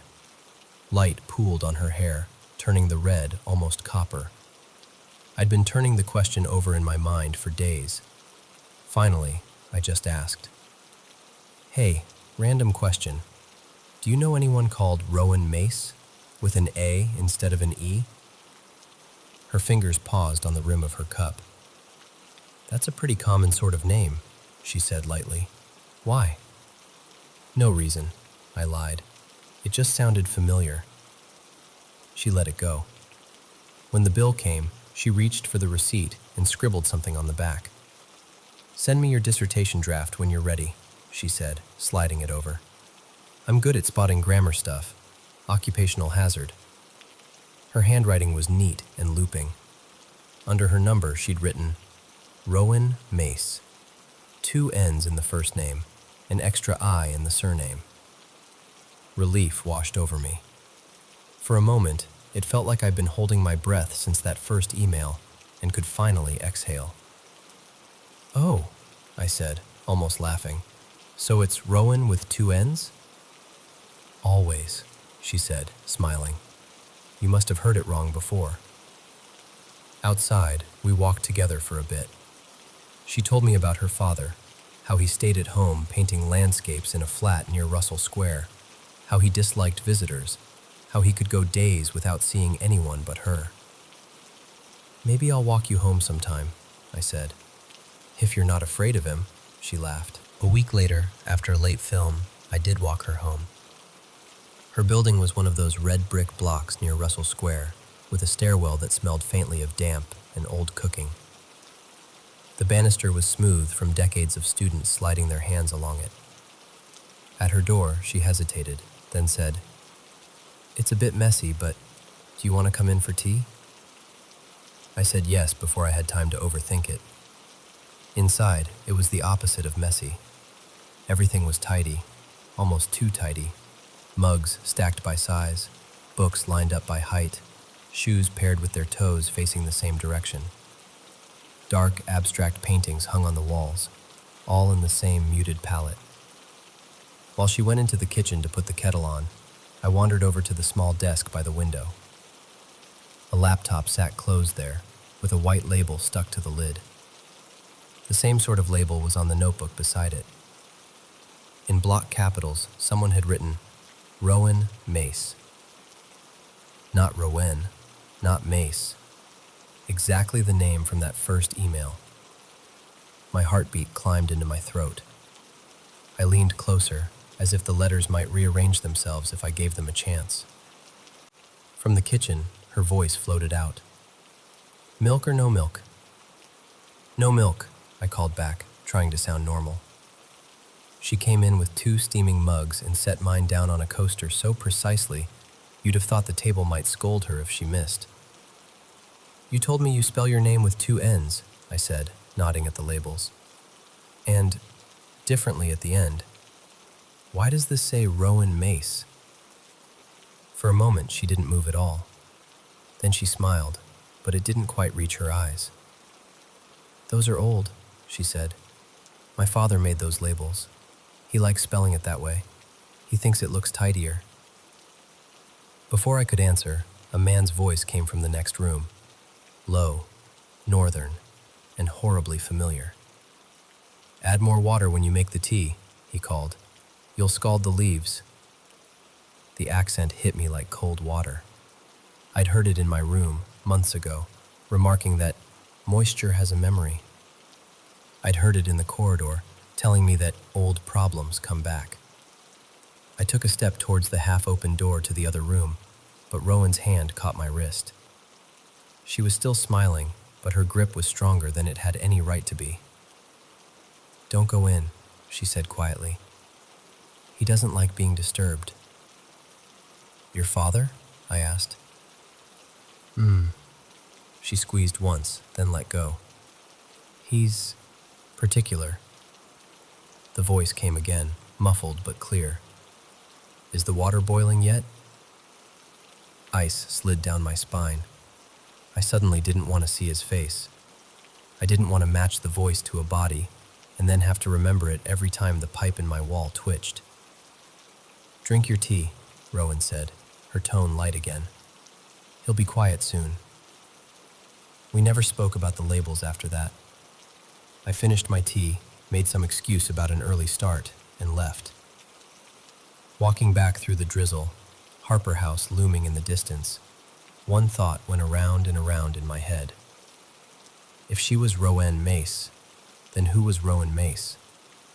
And if she wasn't, what exactly was I sharing my walls with? A few weeks later, she called me out of the blue. Her voice sounded thinner than usual, as if the signal were stretching it. I'm transferring to Glasgow, she said. It's all a bit sudden, some family stuff. When? I asked. Next month. A pause. Thank you for talking with me this year. It's been nice. Good luck, I said. Really.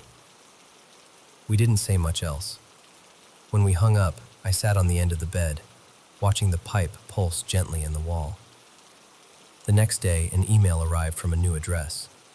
The subject line was, moving. The sender, rowan.mace@xxx.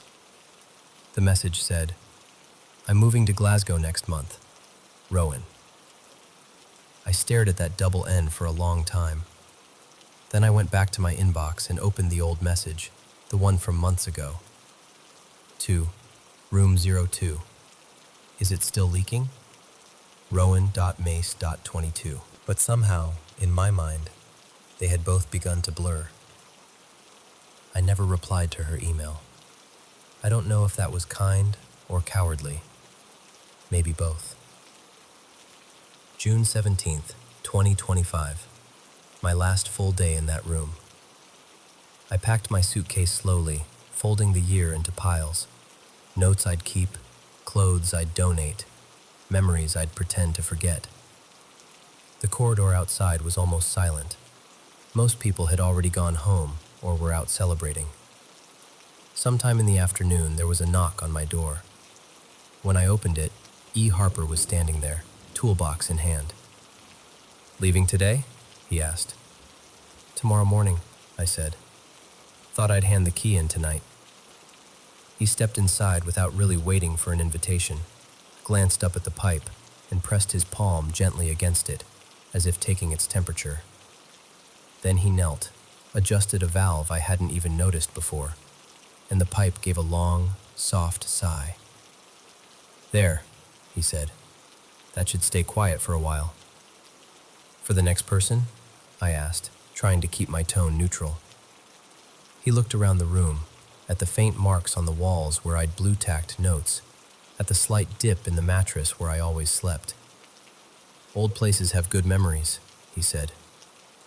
You know when someone says something perfectly ordinary, but it lands like a warning? That's how it felt. Later, at reception, I slid my key across the desk. All done? The manager asked. Yeah. I hesitated then. Can I ask, that repairman, Mr. Harper, does he have any family? Kids? A daughter, maybe? She looked genuinely surprised. Him? Eric? Not that I've ever heard. He's been with the States for over 10 years, always on his own. Fixes our leaks, disappears. No visitors, no one asking after him. She chuckled. Bit of a hermit, that one. She tapped the drawer behind her absent-mindedly. We've got all his paperwork on file, of course. Passport, contracts, all that. Our most reliable man. I nodded, murmured a thanks, and stepped outside. The air felt different, warmer. The kind of June sunshine London gets on its best days, when the sky actually remembers how to be blue. Students were dragging suitcases along the pavement, laughing, arguing about who'd left the frying pan unwashed for months. As I turned the corner, I glanced back at Harper House. One of the basement windows, the one that belonged to room 02, was propped open an inch, just enough to let air in, or out. I remembered something Rowan had said early on. Old houses walk the same paths. Maybe people do too. Maybe emails and voices and footsteps all find their way back to the same roots, even when the names on the labels change. Since she left for Scotland, if she really went, I haven't heard from her again. No texts, no emails, no chance encounters on stairwells. But a few days ago, I passed Harper House on the bus and saw new students arriving, wrestling their suitcases through the front door, smiling in that hopeful, tired way. And I caught myself wondering if any of them would be sent down to the basement. If any of them would stand where I stood, key in hand, breathing that cold, tunnel-smelling air. And if, on their first night, lying in the dark of room 02, they'd fall asleep to the sound of steady, careful footsteps pacing just above their heads, walking the same 3 steps they've always walked, over and over, down the inside of the wall.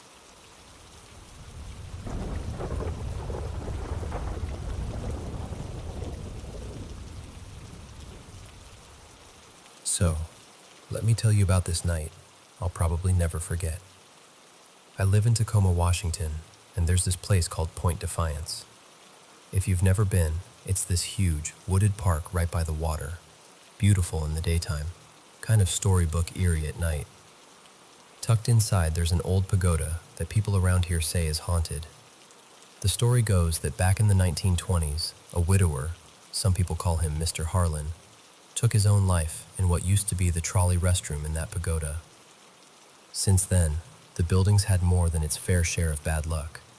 It's burned down, been rebuilt, renovated, and now it's used for weddings and events and all kinds of happy stuff. But the stories never really stopped. People say they hear strange sounds, see faces in the windows when the building's supposed to be empty. One groundskeeper, I'll call him Dave, swears he heard someone whisper his name from the basement when he was locking up alone. No one was down there.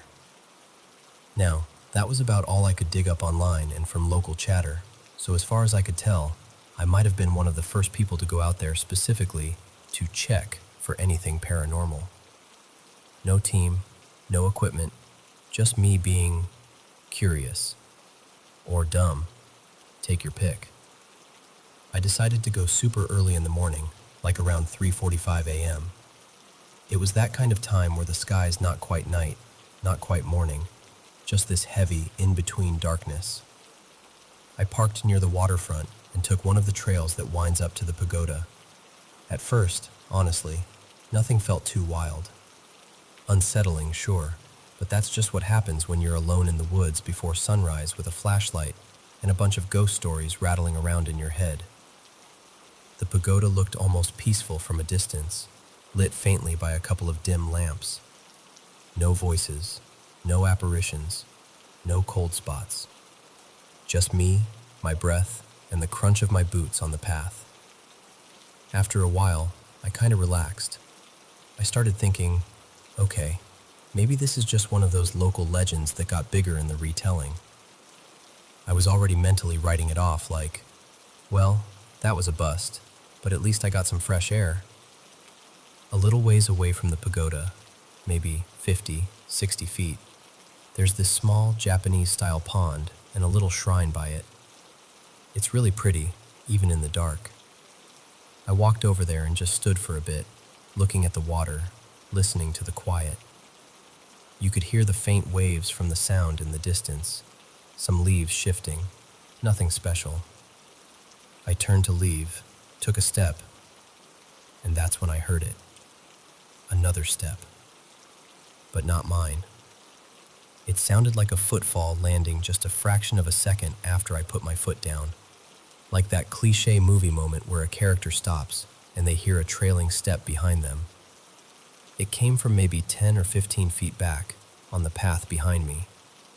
Clear as day. One echoing step. I froze. You know that feeling when your body reacts before your brain catches up? My whole system went on alert. I swung my flashlight around behind me. Nothing. Just the empty path, the trees, the pagoda off to the side. No person. No animal. No wind gust that could have explained it. That's when the other sounds started. Next to the shrine, there's this wide, grassy area. Pretty flat, pretty open. My flashlight is no joke. I could scan that whole field easily. There were a few trees closer to me, but beyond that, it was just open grass. The weird part? There weren't any twigs. Not in the spots I was hearing it from. And every time I swept my light across the field, there was nothing. No deer, no raccoon, Nothing moving at all. You know how you can usually talk yourself down like, okay, it's probably an animal. Calm down. I couldn't do that. I just knew, in that deep, primal way, that it wasn't an animal. I can't prove that, but that's how it felt in the moment. Like every instinct I had was saying, nope, this is different. My guard shot straight back up. That easy, casual curiosity I walked in with was gone. I decided I'd had enough sightseeing for one morning and started back down the trail toward the waterfront. That's when it got worse. As I walked, the footsteps didn't stop. If anything, they got more active. It was like something was circling me. Never too close, never right at my back, but just around. Left, then right, then a bit behind. Almost like it was keeping a perimeter, staying just outside the beam of my flashlight. The sound had this pacing quality, like someone studying me, taking a few steps, stopping, shifting position, starting again. I kept checking over my shoulder, sweeping the light through the trees, up the trail, over the grass. Still nothing. I can't explain it better than this. I felt like I was being watched. Not just looked at, but examined. Judged, almost. Like I didn't belong there and something was trying to decide what to do with me. Then came the part that really stuck with me. Just as I was leaving the immediate area around the pagoda, like right when I passed this invisible edge where the building and pond and shrine start to fall behind you, I got hit with this wave of emotion. It was so sudden, it actually made me stop walking. One second I was on high alert, but still basically just scared and annoyed. The next second, it was like this enormous weight dropped straight onto my chest. I was overwhelmed with this deep, heavy sadness and fear, but not my fear. That's the best way I can put it. It felt foreign, like someone else's grief had been poured into me. You know those shivers you get when you listen to really powerful music? Those full-body chills? It felt like that, but instead of awe or excitement, it was this intense mix of sorrow and anxiety. My skin prickled. My eyes stung like I was about to cry over something I didn't understand. I suddenly felt cold all over, even though I'd been walking and my heart was racing. I remember thinking very clearly, these feelings aren't mine. The emotion stayed with me as I kept walking, but the farther I got from the pagoda area, the more it started to ease up. Like it was fading with the distance, step by step. The sounds behind me slowly died away too. No more phantom footsteps, no more snapping where nothing was visible, just the normal park noises and my own breathing. Even then, I still felt watched. Not in a threatening way at that point, more like whoever or whatever it was just standing at the edge, seeing me off. That sensation stuck with me until I turned a bend in the trail and lost sight of the pagoda and the pond completely. And then, suddenly, everything felt normal again. Just a dark, quiet park before sunrise. So yeah, that's my experience. No full-bodied apparitions, no furniture flying across rooms, nothing you'd see in a dramatic movie. But something out there responded to me being there. I'm convinced of that.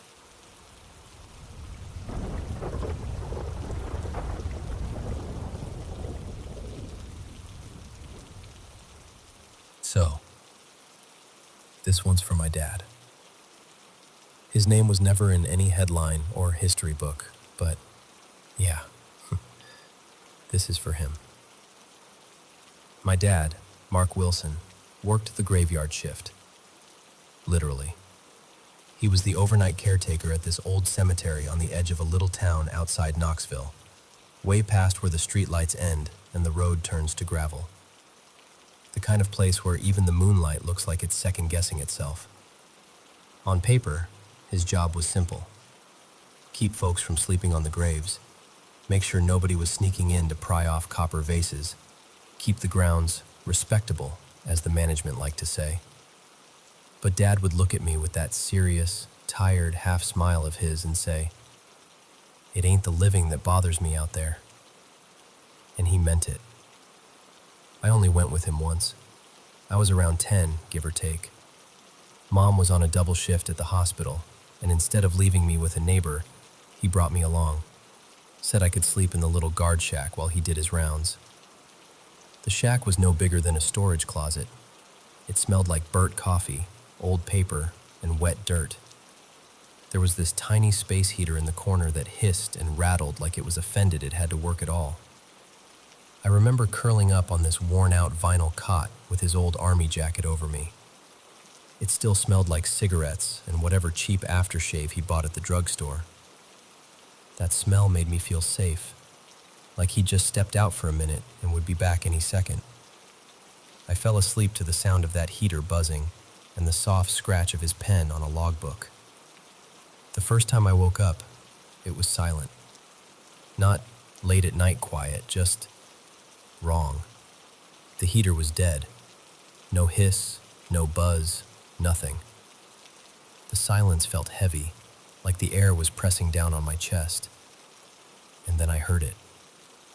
That whistle. My dad's whistle was sharp, clean. The kind of sound that could slice right through kids screaming, lawnmowers, thunderstorms, you name it. That's how he'd call me in at dusk. 2 short blasts from the porch, and I knew the game was over. But hearing it out there, in the middle of a sleeping graveyard, with no wind, no traffic, nothing, it took every bit of warmth right out of me. He was somewhere outside, past the shack window, out near the older headstones under the big oak trees, where the ground sank a little and the stones leaned like they were tired. I wiped a clear patch on the foggy glass with my sleeve and squinted. I could just make out the beam of his flashlight moving slow, back and forth. It wasn't his normal, brisk, checking the grounds walk.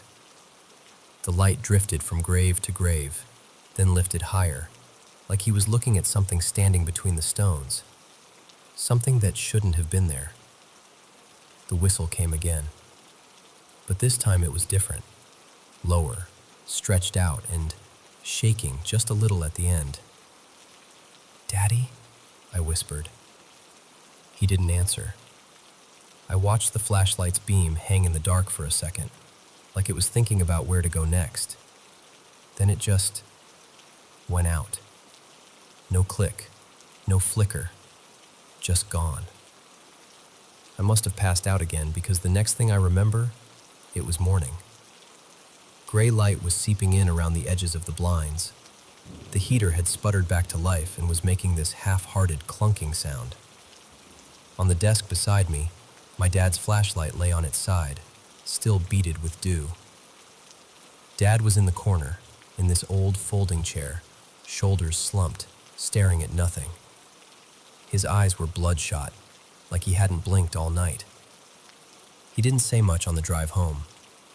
We rolled down the cracked country road, and every few miles he'd purse his lips like he was about to whistle, just out of habit, and then stop himself, jaw tightening. Years later, after he was gone, I was going through a box of his things in Mom's attic. Old uniforms, a coffee-stained thermos, some photos with dates scribbled on the back. At the bottom, I found this little spiral notebook. Most of it was boring, honestly.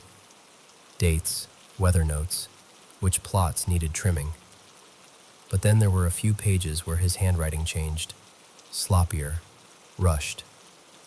One line said, "Heard whispering near the north fence again. Thought it was the wind. It wasn't." Another, "Something by the big oak tree. Whistled. It whistled back." I just sat there, staring at that line for a long time. Then there was this one.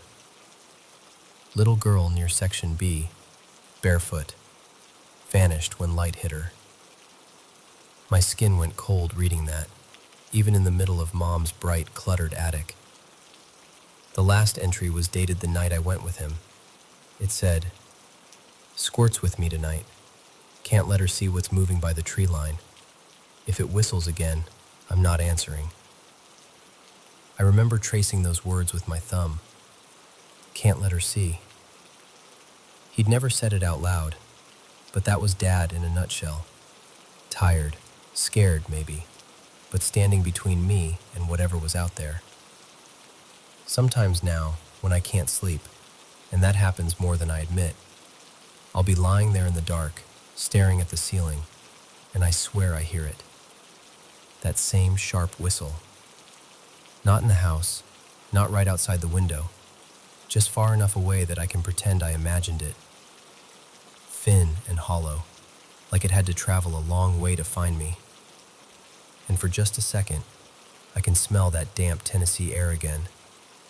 The kind that wraps around you like fog, cold, earthy, full of things that have been buried a long, long time and don't like to be disturbed. And I think of my dad. I see him standing out there between the graves, boots sinking a little into the soft ground, goosebumps on his forearms, that flashlight trembling just enough for only him to notice. I imagine him hearing that whistle, his own sound thrown back at him from the dark, and, squaring his shoulders, setting his jaw. And in that quiet space between heartbeats, I can almost hear him say, in that low, steady voice of his, "Not tonight. Not while she's here."